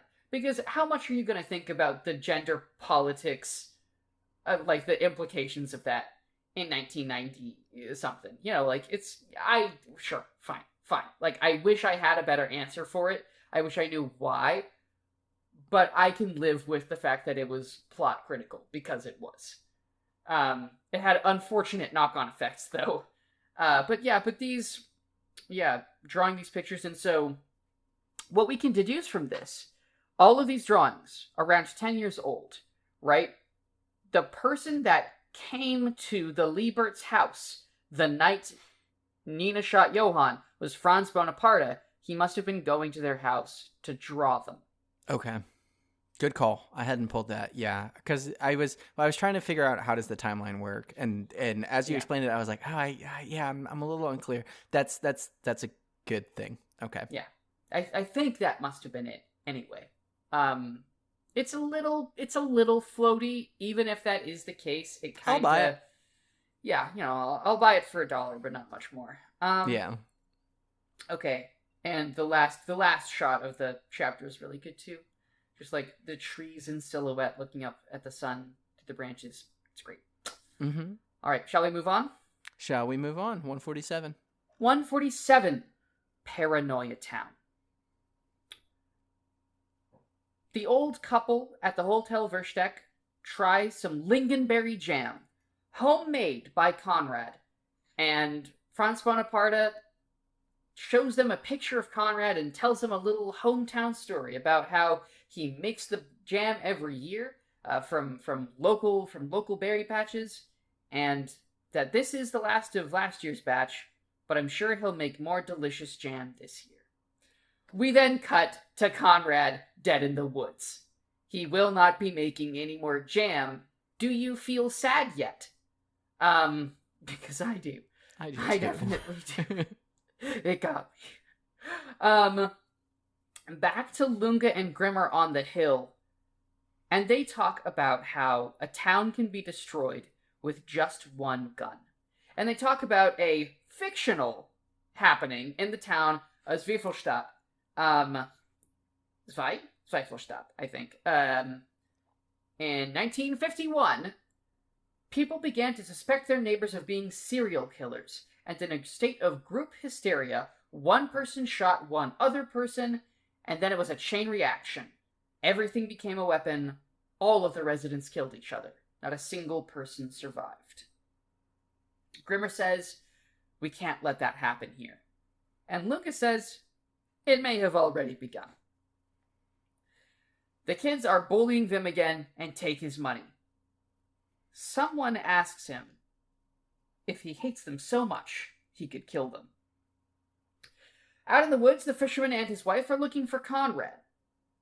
And we see how paranoid they're getting, and they're like, we gotta protect our money, and what if he's greedy, and the fisherman is contemplating murder, because when you have a gun, you just naturally start thinking about killing people. When you got a hammer, everything looks like a nail. Yep. They find Conrad's body, and they kind of freak out. They freak out a bit. And they turn on each other a little bit. Yeah. The dog barks at someone. Back at the butcher shop, Matt's girlfriend is in a very good mood. Grimmer asks why, and she says, he showed up. The handsome stranger who's going to whisk me away from this town. And Grimmer is like, oh, fuck. Oh, no. The drunk wobbles through town, complaining about how everybody laughs at him. The kindly old couple eating jam from the hotel. Well, the guy who was in a wheelchair, one of them's in a wheelchair, he stands up. And he gives the drunk a gun, saying, your son already took one. The dog is barking. Lunga hears a gunshot. The barking has stopped. Meanwhile, in Prague, Herr Lipsky is performing his new puppet show. And everybody likes it! Fuck yes! Fuck yes! Everybody fucking likes it! And Tenma shows up and asks him, hey, you're Franz Bonaparte's kid. And if you don't tell me where to find your dad, hundreds of people are going to die. And that's chapter 147. Oof, a lot happens in 147. It's busy. Yeah. It's busy. Starting thoughts. Starting thoughts from the top. Love the Lincolnberry Jam segment. It makes me so sad. It's so good. It's once again, Denny. This is a Denny. Oh yeah. Well, it's also what this is. This is I mean, because so they have the Lincolnberry Jam at the hotel. Yeah. And Bonaparte has specific instructions that anytime someone says they like the jam, he's supposed to pull out a picture of the man who made the jam and say, this is Conrad. He made your jam. This jam is Conrad certified. Yeah. I mean, it's so like, cute. It's a viral tweet of something cute that someone's dad has done. Like, this is a brand of thing that we love on the internet. Yes, absolutely. It is that down home success. You know, it's like, hey, this is a jam. Just some guy makes it. He just makes it just from some bushes he found. They make great jam, you know? And it's this really, it is that rural romance, you know? Yeah. That the little mountain town and the guy that just makes the jam. And I think you can also see some overlap here because this is also a very Japanese thing. You know, I guess it's like this kind of everywhere. You have your local specialties. You have your local guy in a small town. Oh, he's our jam guy. Yeah. You know, but it just is effective, especially to me, you know, as someone like who has spent time in small towns growing up, and I just know the exact kind of thing in person they're talking about, you know, and it's effective, you know, and he's dead. He's not going to make any more jam. Fuck. I hate that these mean, evil people got to eat the last bottle of jam. Those fuckers. Oh God, they're so. Ugh. Yeah. Ugh. Did you clock these guys as being evil? When did you clock them, or did you have to be told? I had to be told. I think it was here that I got it. I actually don't remember if I realized it or not. Because I should have made a note the first time that I read it. I don't remember if I was able to get it right away or not. Yeah. But it if I did, it was like seconds before it happened, I think was the thing. Totally. So I don't know. I think it's a good moment when he stands up out of the wheelchair and then produces a gun for the drunk. Like, it's like, oh shoot, okay. So I didn't clock it because I was like, oh, hang on, wow. Yeah, it's always a classic. The wheelchair guy standing up. Oh yeah, always a good one. That's a classic, which ultimately kind of a harmful trope. Yeah, many wheelchair users can and do stand and are ambulatory. And it kind of it's reinforces the idea that disabled people could just be lying, you know. Oh no, they could just be tricking you, you know. So it's just another one of those tropes that's like very effective, but also in the real world kind of causes a problem or two. Ultimately, if somebody is disabled, it's none of your business. Yeah, just good to keep in mind. But it works very well here. Seeing this guy stand up, very, very effective. It's like, oh, fuck. Oh, no. You know, handing him the gun, that would be one thing. But standing up, oh, fuck. Yeah, like, we doubled down in intensity here. The fictional town that I was going to ask, because I wasn't sure if this was real or not. Because I was like, well, this is all pre-Johan. It's not real. It's not real. But it has a couple fine connections to stuff. So, first off, Zweifelstadt, not a real town. The name means Doubt Town, or indeed Paranoia Town. Okay. So there you go. It is fun. It is fun that that Urasawa was like, my readers aren't gonna know German. I can just put it right on the nose, and so he did. I wish I had realized this sooner, so that I could have kept an eye on it throughout the podcast. But all the different German names for things, yeah. However, fans of the series have noted that it bears some similarities to the events in a French town called Pont-Saint-Esprit. And I'm better at German than I am French, so I'm sure I fucked that up. But this might have also been 1950. I don't remember what it was. But basically, short version, a town got a batch of contaminated flour that got turned into contaminated bread. They all got ergot poisoning. And so there was a whole bunch of hallucinations. And like the entire town had to be hospitalized. Only about 5 people died. It didn't turn into like a massacre or anything, but it was kind of a similar thing. However, I think probably this was mostly inspired by Needful Things. If I had to put a guess to it, I would say that it's more likely it was inspired by Needful Things than the events of Pont-Saint-Esprit in southern France. Than the town that ate bad bread.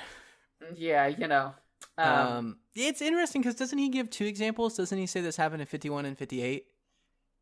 Or am I? No, I think it was just Pont-Saint-Esprit. Oh yeah, it was in the 1950s. Well, yeah, because Grimmer says that he heard one. Yes, I've heard of that. Oh, it was 1958. Sorry, so Pont-Saint-Esprit must have been 1951.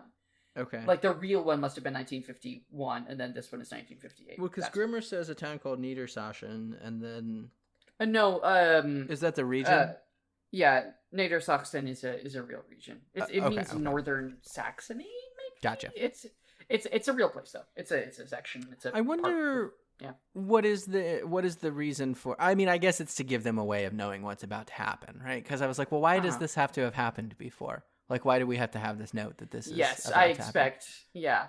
Yeah. But I guess it's just to make it plausible that they are, one thing that I saw on the wiki, I think that the Zweifelstadt is expanded on in Another Monster. Okay, we're gonna have to talk about that because I was on the learned page about what that thing is, and I was like, well, do we need to cover this or not? Because my initial readings about it, I was like, this just seems like a novelization of the story. I don't think it. Maybe it is, maybe it isn't. It's hard to say. But I do know that I was on the monster wiki page for Zweifelstadt, and there was a section that said the real reason behind the killings, and so I was like, oh, okay, so. Oh boy. So, all right. Well, the other thing I noticed is then because I have the Wikipedia, I have bookmarked the chapter list. Right, and I use that like when I'm putting the notes together. All of the Wikipedia list for the volumes, starting with volume 11, all of them include something called Monster Chronicle in the original Tankobon printings, which I don't know if that's just like a I don't know what that is. Like a recap of what has happened up to this point.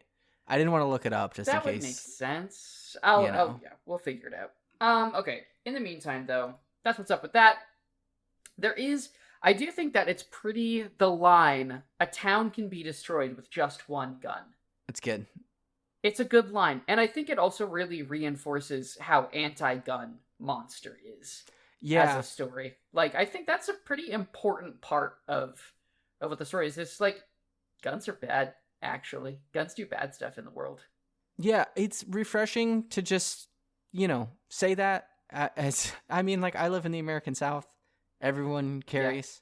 Yeah. I'm not a gun person. Sure. I don't like guns. So it's like, I think it is important to read media from other places and remember, like, yeah, it's not normal and probably not good that we have so many guns here in the United States. Yeah.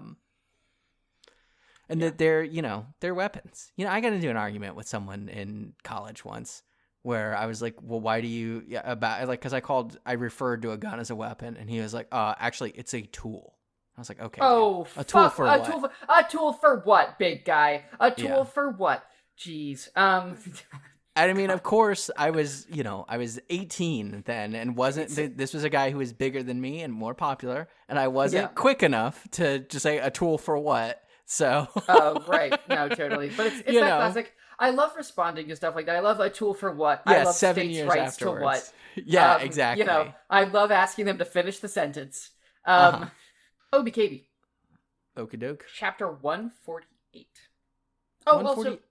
Yeah, well, go ahead. I guess one more for 147, which is people like Lipsky's show. Yay! Oh, I love it. It makes me so happy. They love his show. Okay. Yeah. Chapter 148. Let me get the title on this one. As I keep flipping back to the front of the volume to get the titles, the end page in this volume is very good, and it's on the cover as well. It's a shot of Tenma kind of crouched, gun pointed, teeth gritted, and then we've got Johan's face behind him with like Tenma kind of covering up where Johan's mouth would be. So it's just like his hair and his eyes and the outline of his face. It's good. It's a good image. Yeah. Okay. 148, Perfect Suicide. Tenma speaks with Lipsky, telling him that he found him via Nina. Lipsky asks if Nina is okay. We cut back to a flashback of her in the hospital bed, recovering from her crisis. Tenma shares the information he was able to get Wolfskies to find on Bonaparte, which wasn't his real name. Tenma reveals that Bonaparte had a son, and his intel suggests the son is still alive in Prague. He shows Nina pictures of the reading group, and she guesses that Lipsky must have been that son and sends Tenma to Prague to find him. Dieter and Reichwein show up to aid Nina, and Dieter sadly realizes he just missed Tenma. In Prague, Tenma looks at Lipsky's collection of books and remarks that he's read most of them, all by Franz Bonaparte. He mentions that it's odd all the characters have German names, and all the pen names are Czech, except for Klaus Papa, which he guesses must have been Bonaparte's real name. Lipsky says Lunga came to the same conclusion, and Tenma is shocked to learn that Lunga was here too. Lipsky tells Tenma about the postcard and mentions a story his father had told him about the town where he was originally from, in the mountains in South Germany. Tenma tells Lipsky that a catastrophe is coming and many people will die. Lipsky asks Tenma to keep Nina safe so the story can have a happy ending. We get another flashback to Tenma's visit with Nina. She tells him another massacre is coming and begs him to stay safe. Tenma walks the streets of Prague, and as the chapter ends, it starts to rain. Mostly a recap chapter. Yeah, I think the only thing that's new is something that I skipped in the summary, but it's the thing that Nina says about what Johan is doing. Do you want to get into that? Suicide. Yeah. She says that she knows what Johan wants to do. The perfect suicide. True solitude. His only way of expressing love. Which, I'm like, that one, I'm still trying to figure that one out. Yeah, like, I think we gotta get to the ending. We hear later what a perfect suicide is for Johan. And that's very interesting. Like, I like that a lot. The idea, basically, listeners, basically the idea is that the perfect suicide is killing everyone who ever knew about his existence. Just completely wiping himself from the face of the earth. Him and all memories of him. Yes, all memories of him. That's the key there. Yes, all the memories of him. I'm still grappling with his only way of expressing love. Still don't know what is up with that. I don't know. I mean, we've talked a lot about, like, the conception of hell as being separation from God and separation from, everything, like all connections severed, and how that's what Johan does. But his only way of expressing love, that's such a weird way to put it, because, like, it reframes really everything, weird. Like, all of the horrible stuff that he's done to everyone that he targets, right? Like, making them live in solitude.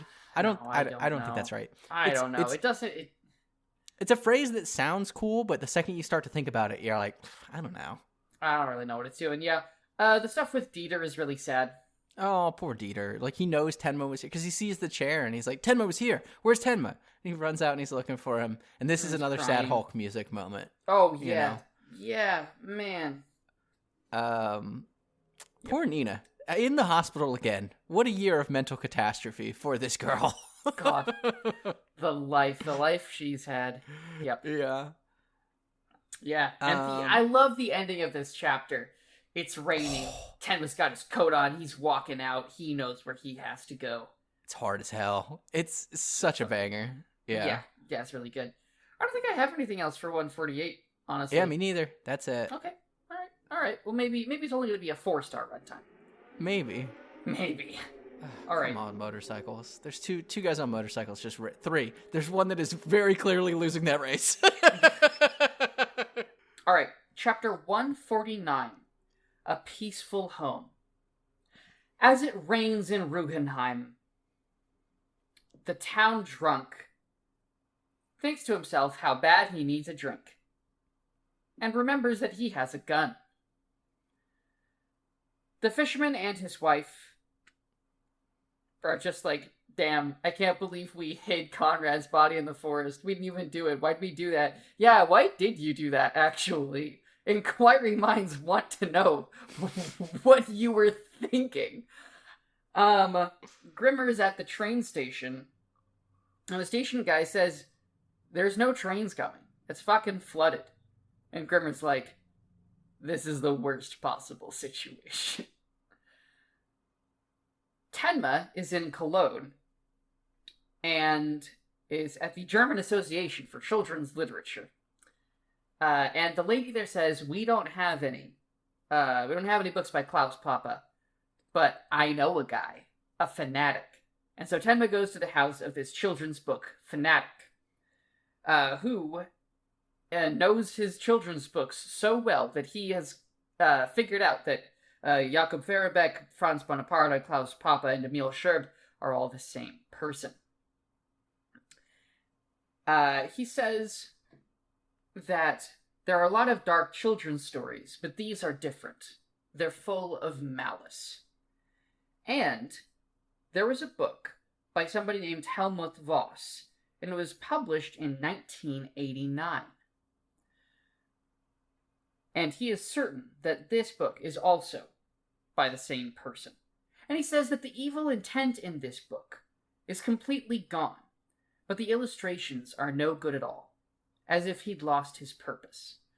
The story of the book is about a thief that hides in a town in the mountains and plots to steal from the villagers, but forgets how to steal, and instead lives a peaceful life among them, helping them out. The name of the book is A Peaceful Home. In German, Das Rugenheim. And Tenma finds it on the map, a mountain town in the south of Germany. Back in Rugenheim proper, a policeman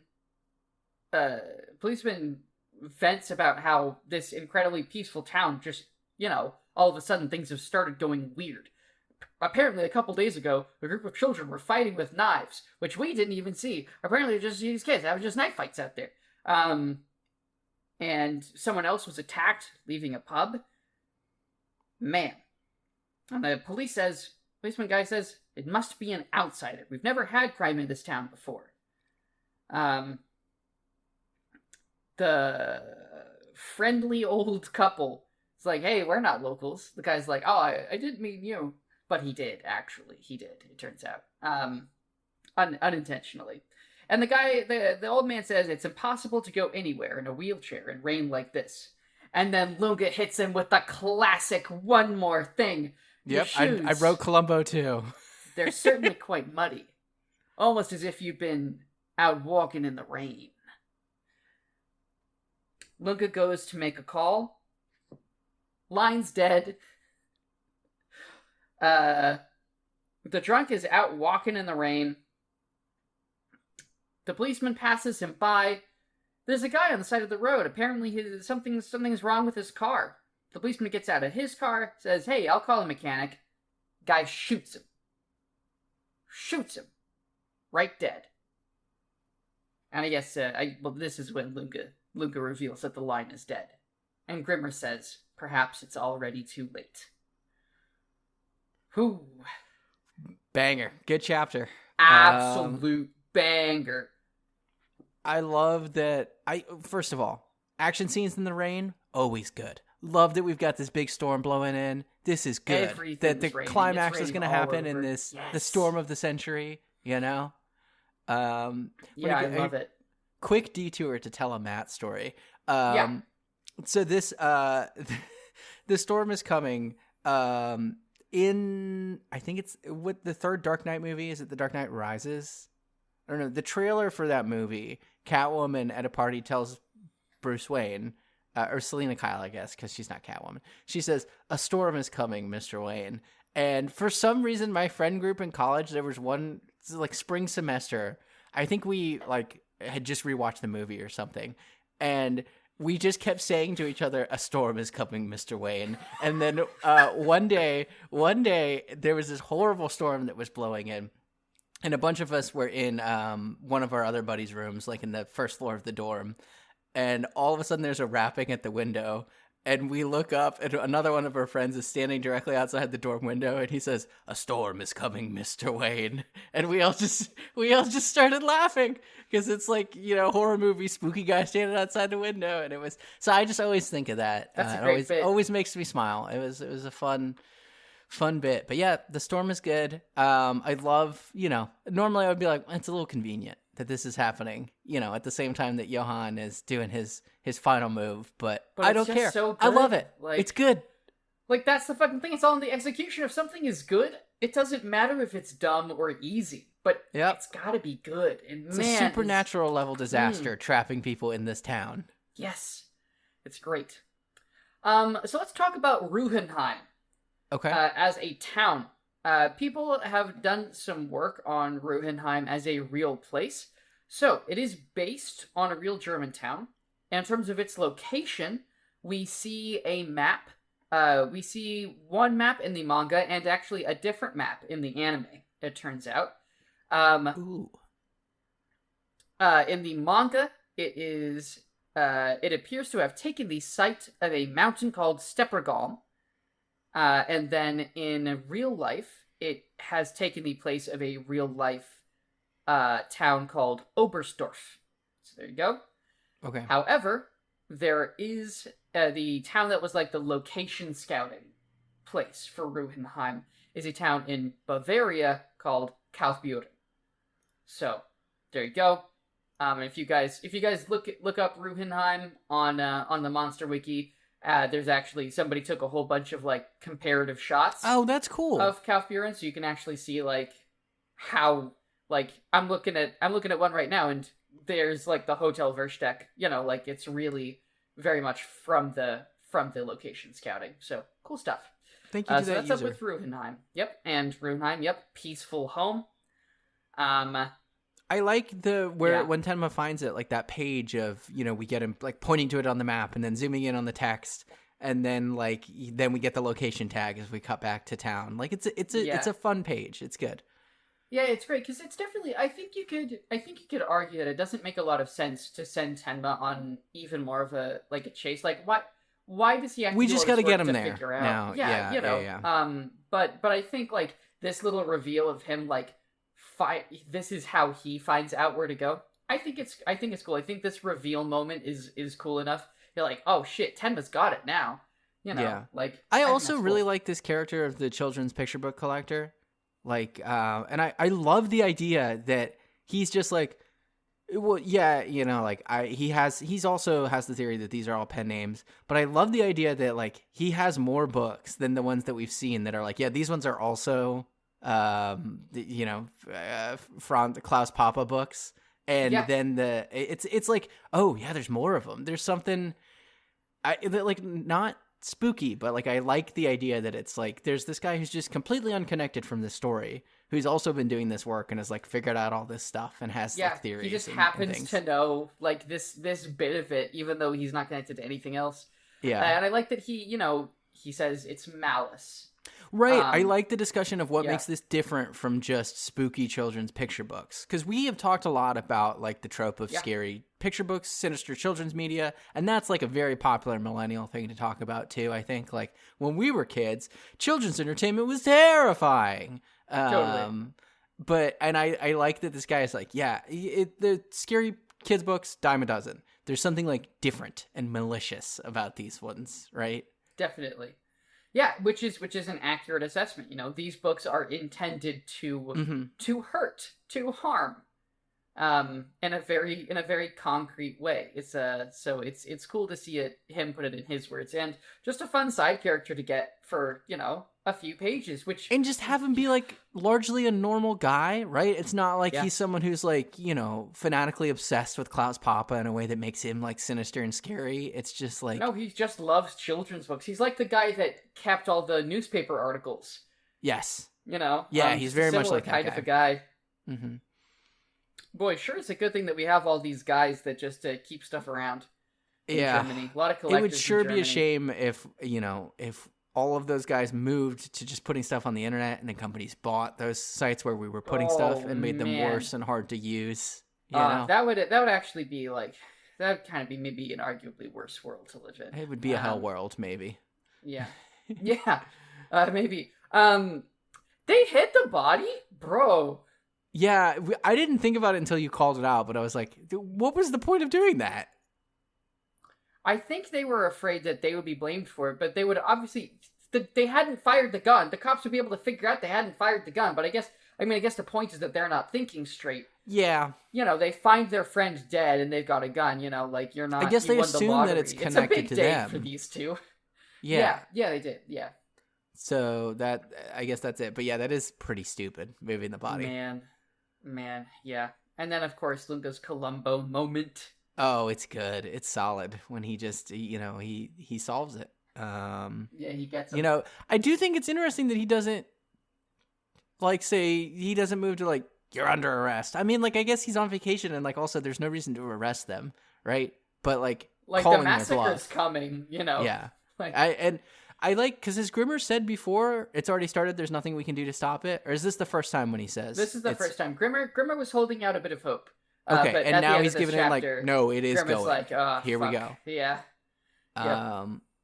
I think it's funny, you mentioned it, we get the information that we've never seen, that someone gave the kids in town a bunch of knives, and the kids are just getting into knife fights now. Just knife fights.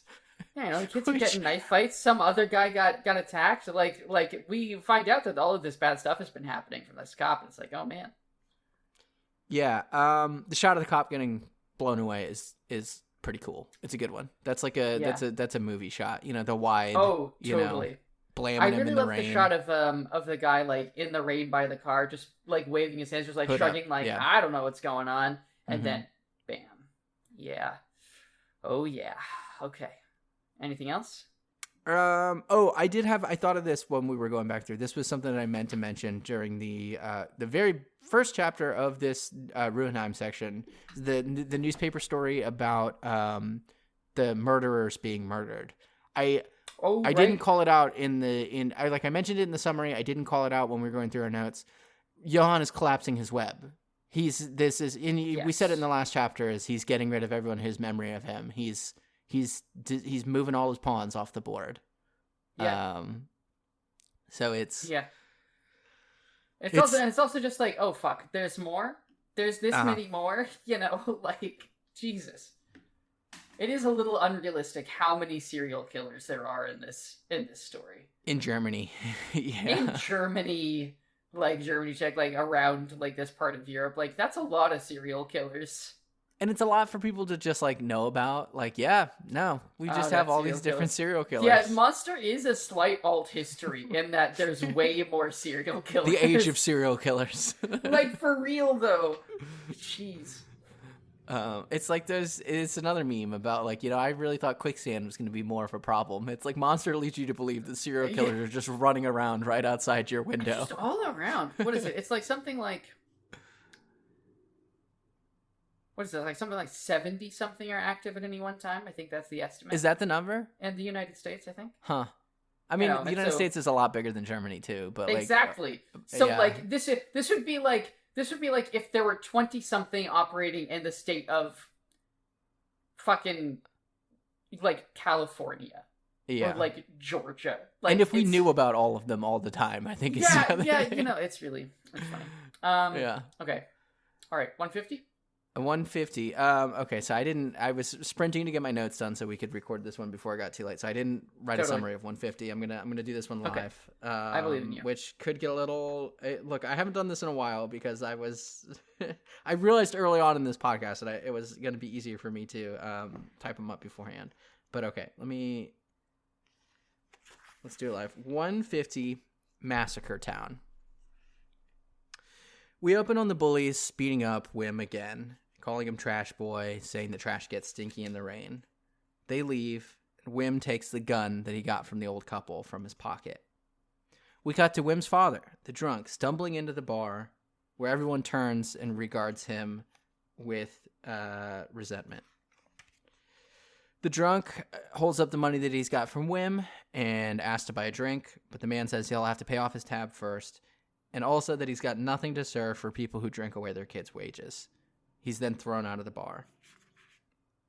He sits outside and remembers the gun that he has in his pocket. We cut to police officers in the woods looking for Conrad, who's gone missing. The officer stumbles upon Conrad's body and calls out for his partner, Merkel, who he finds is also dead nearby. He runs to his police car to call it in and is shot and falls to the ground. Someone comes up from behind him and takes his gun, saying, "I'll need your gun too," and walks away. We cut back to the drunk, who's pulled out his gun and decided that he's going to go into the bar and teach these people a lesson. But when he kicks the door open, everyone inside's already dead. Everyone's already been shot. On the street, Grimmer walks back towards the hotel, saying that the streets are littered with corpses and the town is like a war zone. He finds Wim holding a gun, standing with all of the bullies dead in the alley nearby. Wim is in shock. Grimmer asks him what happened, and Wim says he doesn't exactly remember, and he thinks that he shot them. They were picking on him, and he just can't remember. Grimmer takes the gun and looks at the clip, and holds Wim as he screams, and tells him that it's all right and he should calm down, he doesn't need to be scared, and asks who gave him the gun. Back at the hotel, the cop who was shot in the woods is bleeding out on the floor. He's managed to crawl back into town. Lunga informs everyone that the phones are down. The cop tells Lunga and Bonaparte that someone took his gun. It was someone he'd never seen before, an outsider. Lunga looks towards the elderly couple, just as Grimmer gets back with Wim. The old man, Bonaparte, is shocked that Wim had a gun and dismayed. But Grimmer reveals that Wim didn't actually kill those boys. The clip is still fully loaded. He didn't use the gun. He listened to the things that Bonaparte had told him. You're not trash. Never mind them. You were born for a reason. And he took those things that Bonaparte had told him to heart and listened to him. Bonaparte tells Wim he's a good boy and hugs him as he cries. Grimmer turns towards the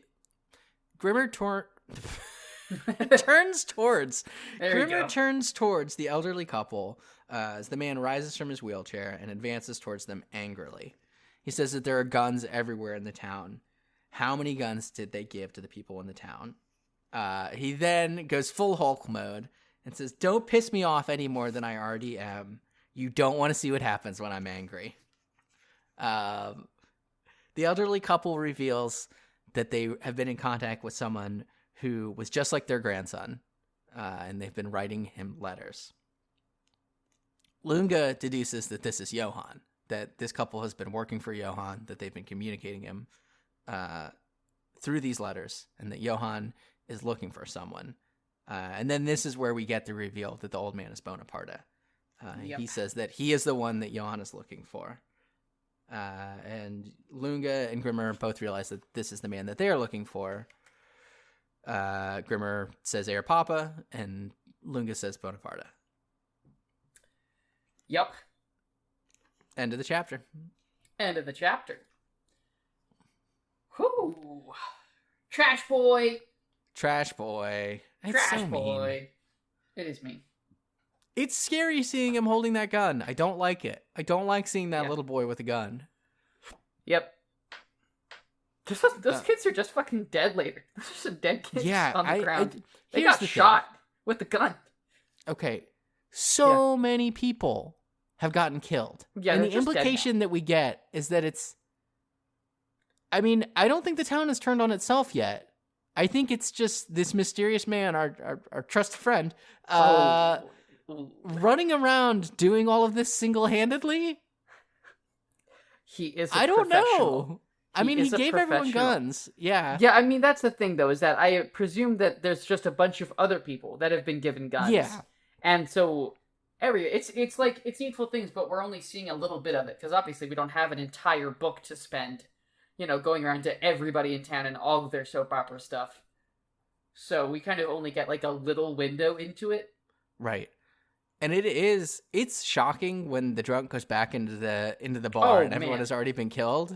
Like, oh man, it's the so turnaround good. on that was fast. Yeah, it's a good moment. We're like, you think it's just a great example of you think you know what's about to happen, and then the literal last thing you expect is what you get. Yeah, you're like, oh, hang on. Like, fuck, they beat him to it. I mean, because, like, reading this section in the context of, we already talked about living in the States, gun culture here is different. Yeah. It is, I mean, this plays very different when we live in an age of mass shootings, right? And this is, like, want to kick open the door and shoot all these people who were mean to me. This was the 90s, like, right? School shooter. I guess Columbine has happened at this point, but... Yeah, exactly. Like, I think that at that point it had started to really pop up in the mass imagination. Right. That's what I think you're right. Yeah, and I wouldn't be surprised if that news stuff inspired also in part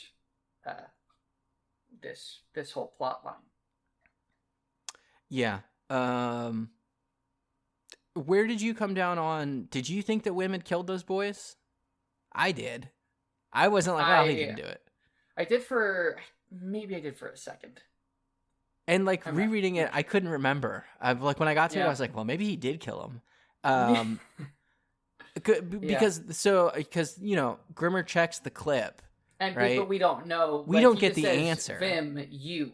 Like, he just says you. And, boy, that could mean anything. And that's really, I mean, that's also, I do like it when Urasawa does that. He does this move a decent bit where he, like, leaves things kind of open until a little bit later. Until the end of the chapter. We end on the punch, right? Yeah, totally. But in that uncertainty, I totally bought, like, Grimmer is a character who, even if this boy has murdered these other children, right? Yes. He knows that it's the same as, like, when we got to, who was the boy who Johan walked through the red light district? I don't remember his name. Fuck me. I can't remember. No, I don't remember, yeah. But the way that Grimmer handles these children who have been, destroyed by Johan and the evil that swirls around him, I think is, like, such a strong character note, right? Like, the compassion and care that he has for these children who have been chewed up.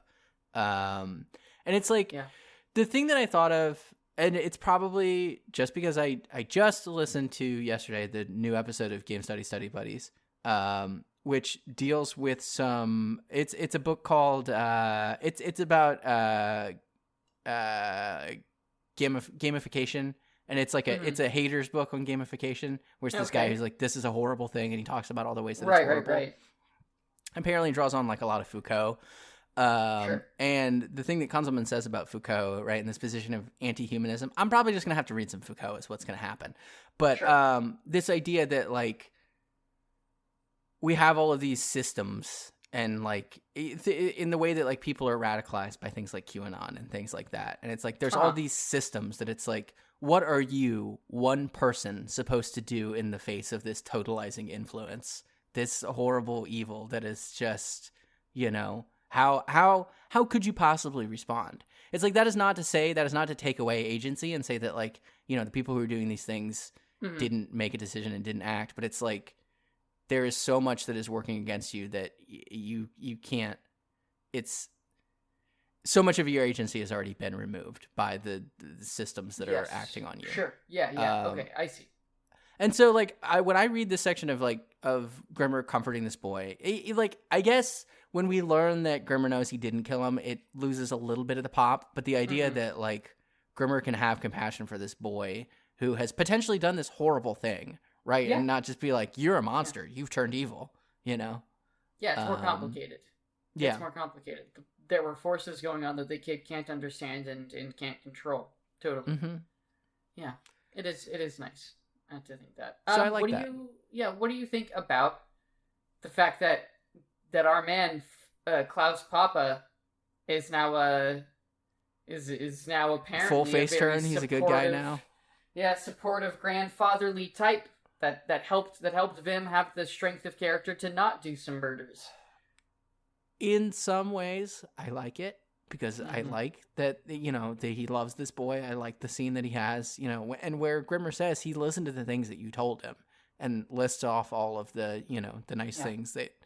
But at the same time, like I said, you know, in real life, of course, everyone deserves a shot at, you know, and this is, you know, partially from my religious beliefs, right? Like, sure. I think, everyone should have a shot at redemption, right? And, like, you know, repentance and things like that. Yeah, but I also think there should be consequences. I think there should be consequences. And in fiction, especially, I think you can just be like, nope, you don't get a shot. Kaboom. Yeah. Blammo. Peter Chapek. That this guy, why is this guy getting a shot? Apparently, he's been, like, the architect of this whole deal. How come he is getting this?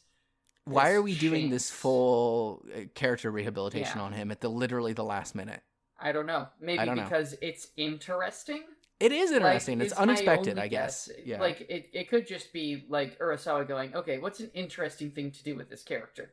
And maybe the interesting thing for Urasawa was, well, let's take the character that's maybe the most reprehensible person in this whole deal, and let's say that he's repented. You know, like, what happens then?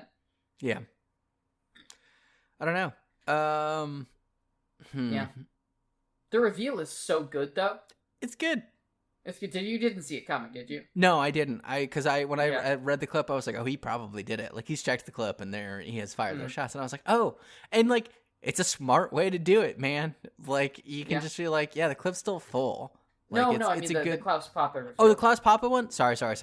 Yeah, that's a good reveal, too. I like that they both refer to him as, that Grimmer calls him Klaus Papa, and Lunga says Franz Bonaparte. I don't know if that's just to remind us, like, okay, yep, you know, these are the same guy. Like, probably. You know? Probably. But it's interesting. Really cool just because, like, you look at him and you're like, oh my god, it is him. Like, he has the same face, he just has a beard, and you're like, I can't believe it got me, but it you know. Like, beard really hides him. Surely good. It really does. It really does. Just super.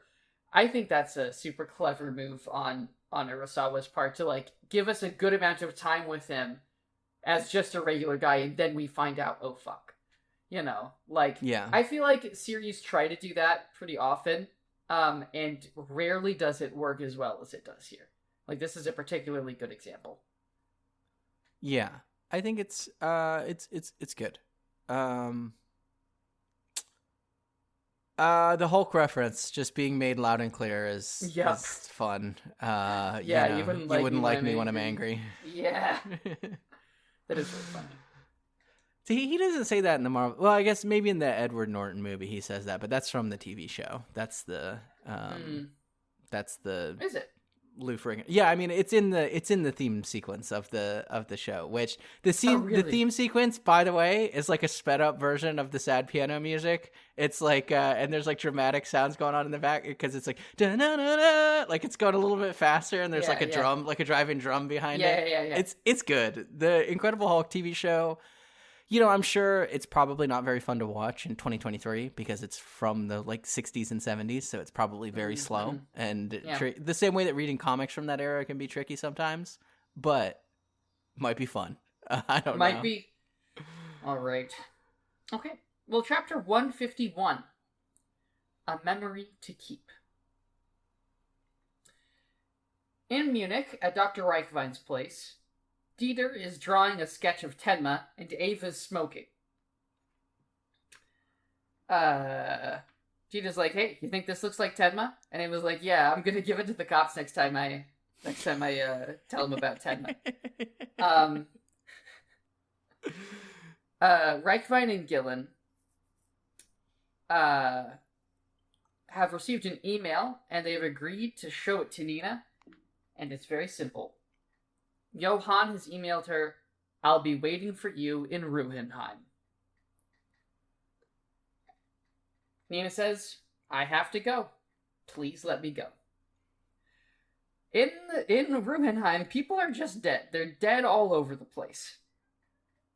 At the hotel, Lunga talks about how Franz Bonaparte was at first a figment of another man's imagination, like a character from a picture book.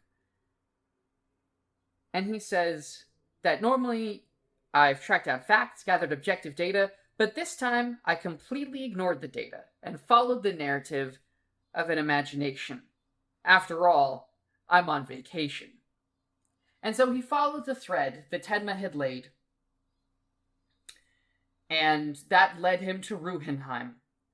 And meeting Papa in person feels surreal, as if someone from a picture book had come to life. Grimmer asks Klaus what he was running from. Was he running from people like Grimmer?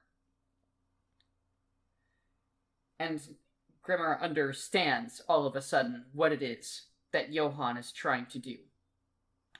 At the Hotel Bergbach, the butcher shop girl asks her handsome man what is going on out there and why he keeps leaving and coming back and showering every time he comes back. He tells her to relax, and he ordered some hot tea from downstairs. We see the proprietor of the Hotel Bergbach dead. And as they go to bed, our trusted friend, Roberto, tells her that when the rain stops, all of the memories will be gone. Rudy and Gillen tell Nina that she can go, but she can't carry a gun, and that everybody who knows about Johan has to go into hiding, because Johan wants to extinguish any memory of his existence. As they leave, Reichwein and Nina talk about her memories, and how she has memories she doesn't want to forget, and how she must not forget memories of Johan. At the Hotel Versteck, all they have to defend themselves with is one gun.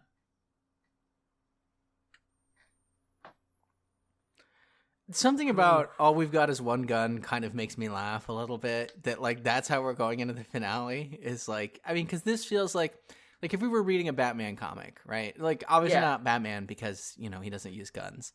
Sure, but this is like the kickoff to like a much lower stakes, like kind of fun, like how are we going to get through this fight sequence? All we've got is one gun. But it's like, this is the big dramatic moment at the end of this story is we've just got the one gun.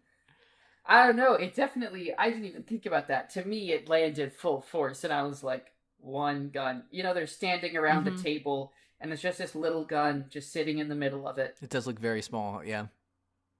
Yeah. Really great framing on that last panel. Really good. Yeah. Really good framing. Good chapter.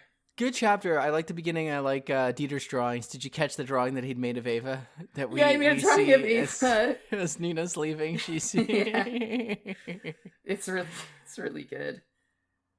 Yeah. I didn't read the, Ava saying, "Oh, I guess I'll just show this to the cops next time," as like the clearly sarcastic joke that it is, but when you explained it, I was like, damn, that's funny. That's so good. Yeah, she's like, oh, great. I'll show it to the cops. It's so funny. She's chain smoking inside, and Dieter's like, you shouldn't be smoking. And she's like, I stopped drinking. Secondhand smoke, Ava. Come on, he's a kid. I love the little drawing he does of Tenma. I love that it's a scruffy Tenma. He's got like 6 individual scruffs on him. Yeah. It's so funny.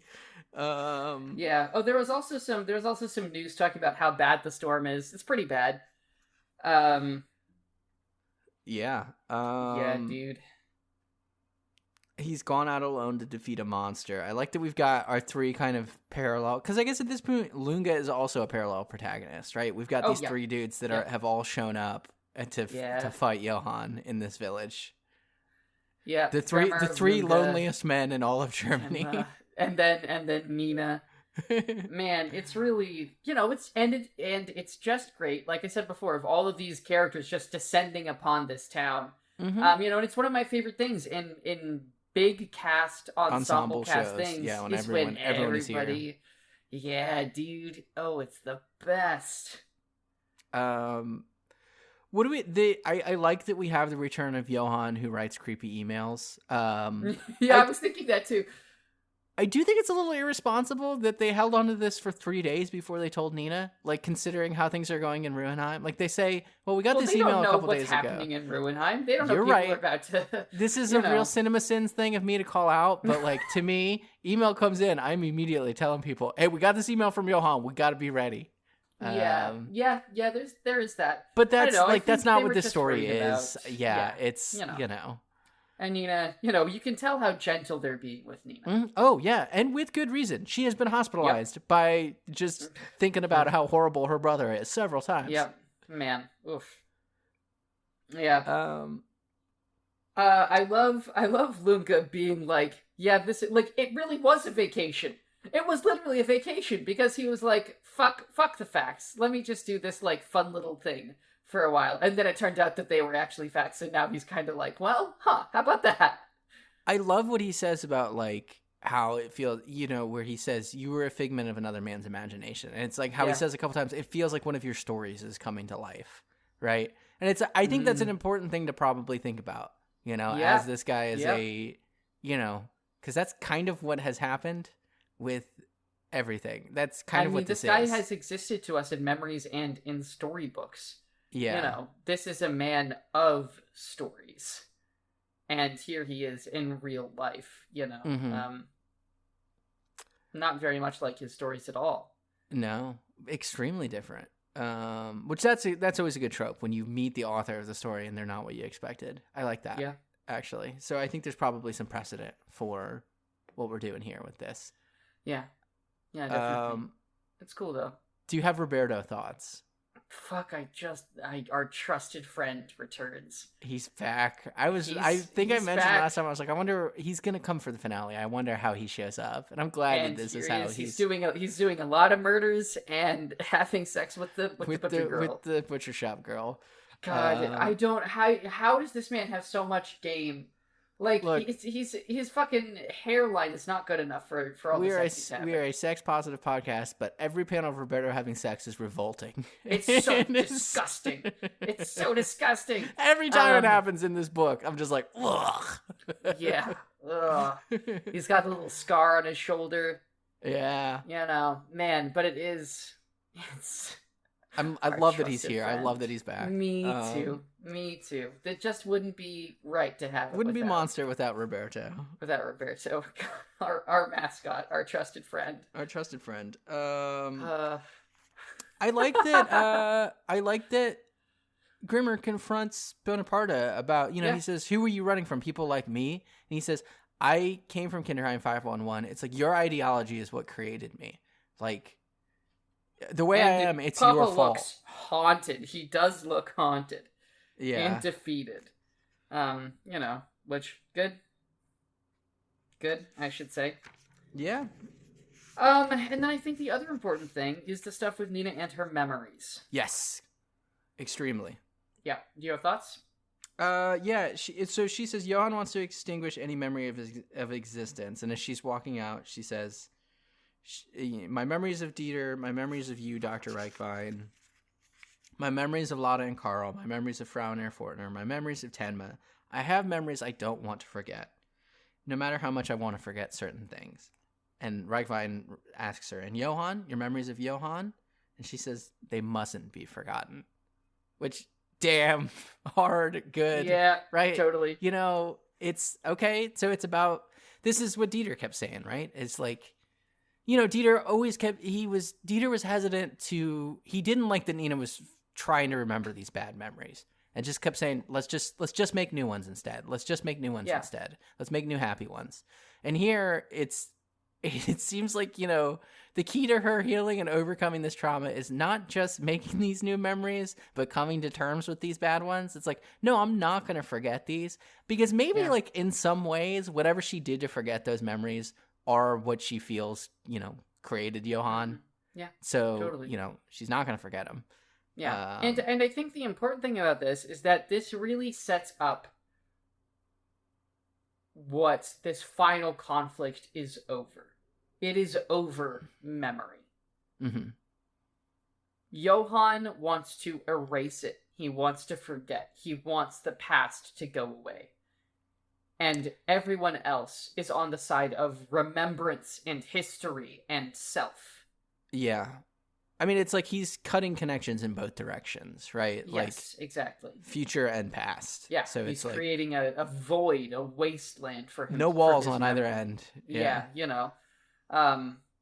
And it's like it's echoes of the, what Grimmer told us about being a child at Kinderheim, right? The promise that they made to each other was, I won't forget you, right? Like even as your memories go away. And that was like on the tape, the thing that we heard Johan say was like, his greatest fear was he was afraid he would forget Nina, right? Yeah.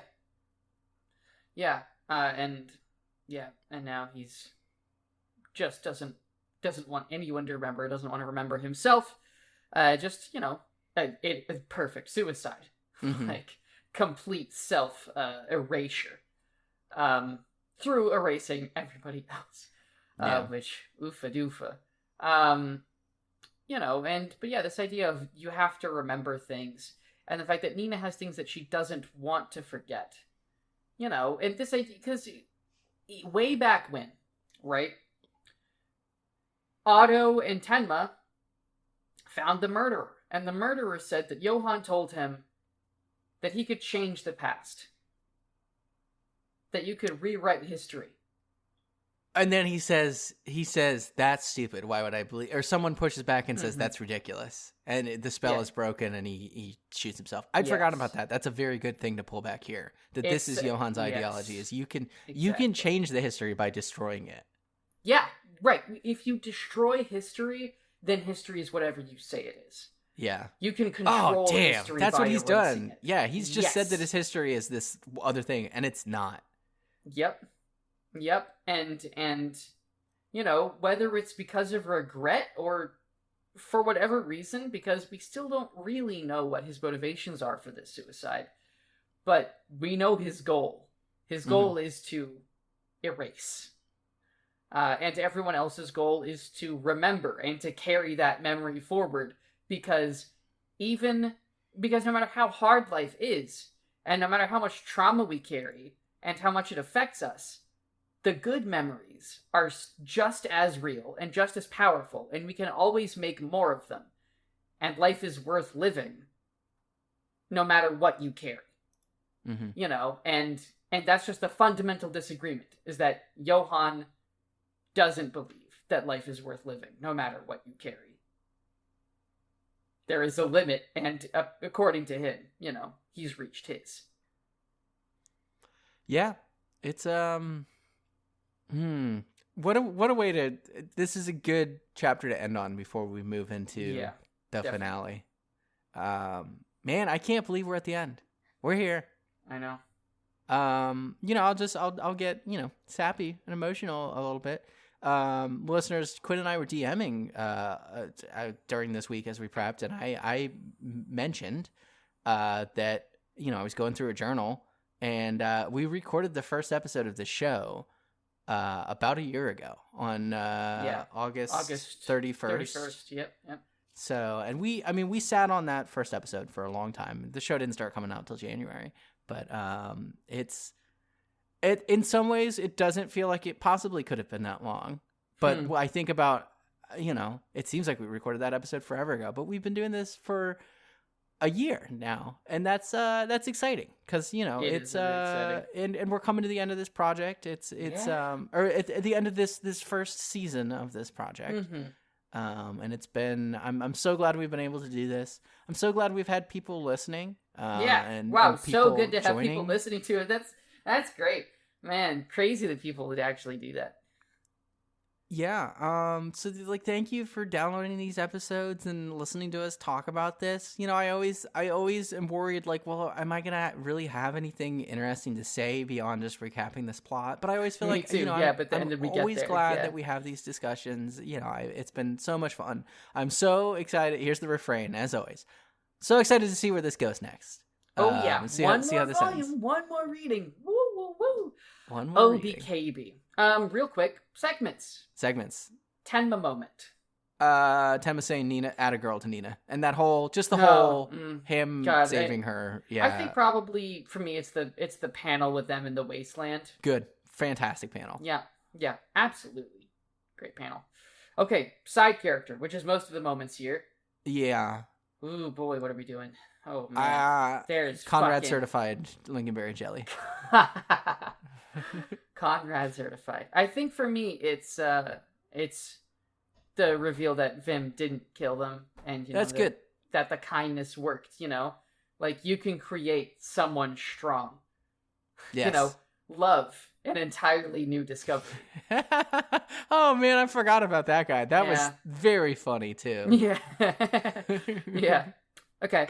And unnamed. Oof. Well, you said Lamp was your favorite. Fuck. Yeah, Mr. it's Lamp. got it, the hat lamp. Yeah. Mr. Lamp is very funny. Lamp coon. I'm gonna go with I like that the bartender pushes back against the drunk. Yes. And says, that's a good scene. I'm not gonna serve someone who's just drinking their son's money, their child's money away. I like that. Yeah. Yep. Is it a bit like moral grandstandy? For sure. But also, it's good. I like it. I think if I don't know if I'd call it a grandstand. It seems like a pretty regular stand to be like, your kid made that money. Yeah. I'm putting that incredibly neutral it's just stand. Decent person thing to do. Yeah. Okay. Now, do you have a proposal for Who's Rockin' this week? Because I have one. I don't think we have we probably don't have the same Who's Rockin' this week. Who's Rockin'? Okay, give me a second. I think. Well, isn't it?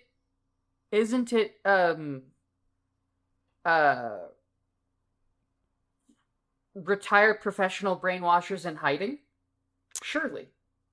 Yeah, I mean, I was going to say paranoid lottery winners, but I think you're probably right.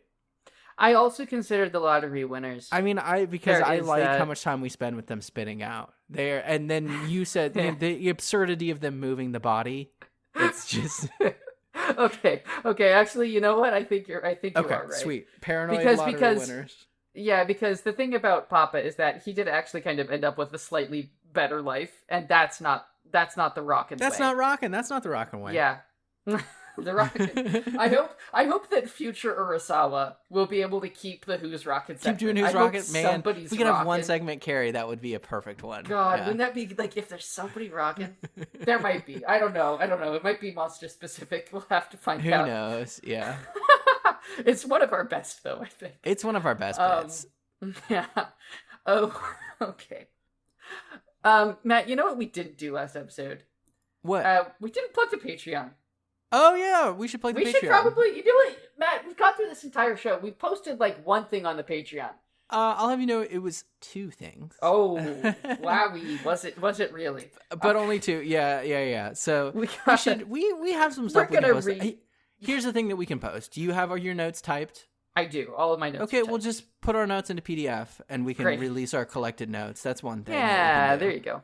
And then there's an episode of Maintaining Balance that we did on the bear that I have edited. I just haven't released. So I mean, I can put that up this week. Get that up. So that's at patreon.com/Urasawa Boys. We're also on Twitter at Urasawa Boys, but no one uses Twitter. No. We have here's the thing. I have an invite code. I'll set one up. Here's the thing that I do actually want to. Here's the thing I want to say. I haven't talked to you about this, but I think this is the thing we should do. So we've talked about how we're going to do a wrap up episode. Yeah. If you have questions or topics, our email is urasawaboys@gmail.com. That's I'll spell it out very quickly. You know how to spell Urasawa Boys because it's the name of the podcast, but it's URASAWABOYS@gmail.com. If you send us questions or topics of discussion, because I had some thoughts of things that we can do. We've had things that have come up over the show, like, okay, if we were going to do fan castings or, and different variations on that, or thoughts about adaptations, we'll put together a list of topics to discuss. If you have anything that you think would be fun, email that to us, and we will add that to the doc. Other than that, I think that's that's where you can find us as a unit. Right. Quinn, but where can the people find you individually? You can find me on Blue Sky. I just started calling it B-Ski. B-Ski's fun to say. In my head. Yeah, B-Ski. And that's how the links look online. Yeah, exactly. I'm there on B-Ski at 200 proof games. That's 200 proof games. You can find my TTRPG work also at 200proof.itch.io. You can find Travel Not Advised, my isolation horror game. You can find Any Percent, my tarot-based speedrunning game. And I've got some other stuff in the works that I'm having just a ball working on.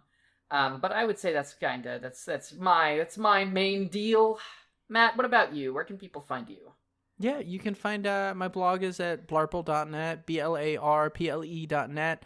You can find me also on Blue Sky on B-Ski. I'm Matt Fennell there.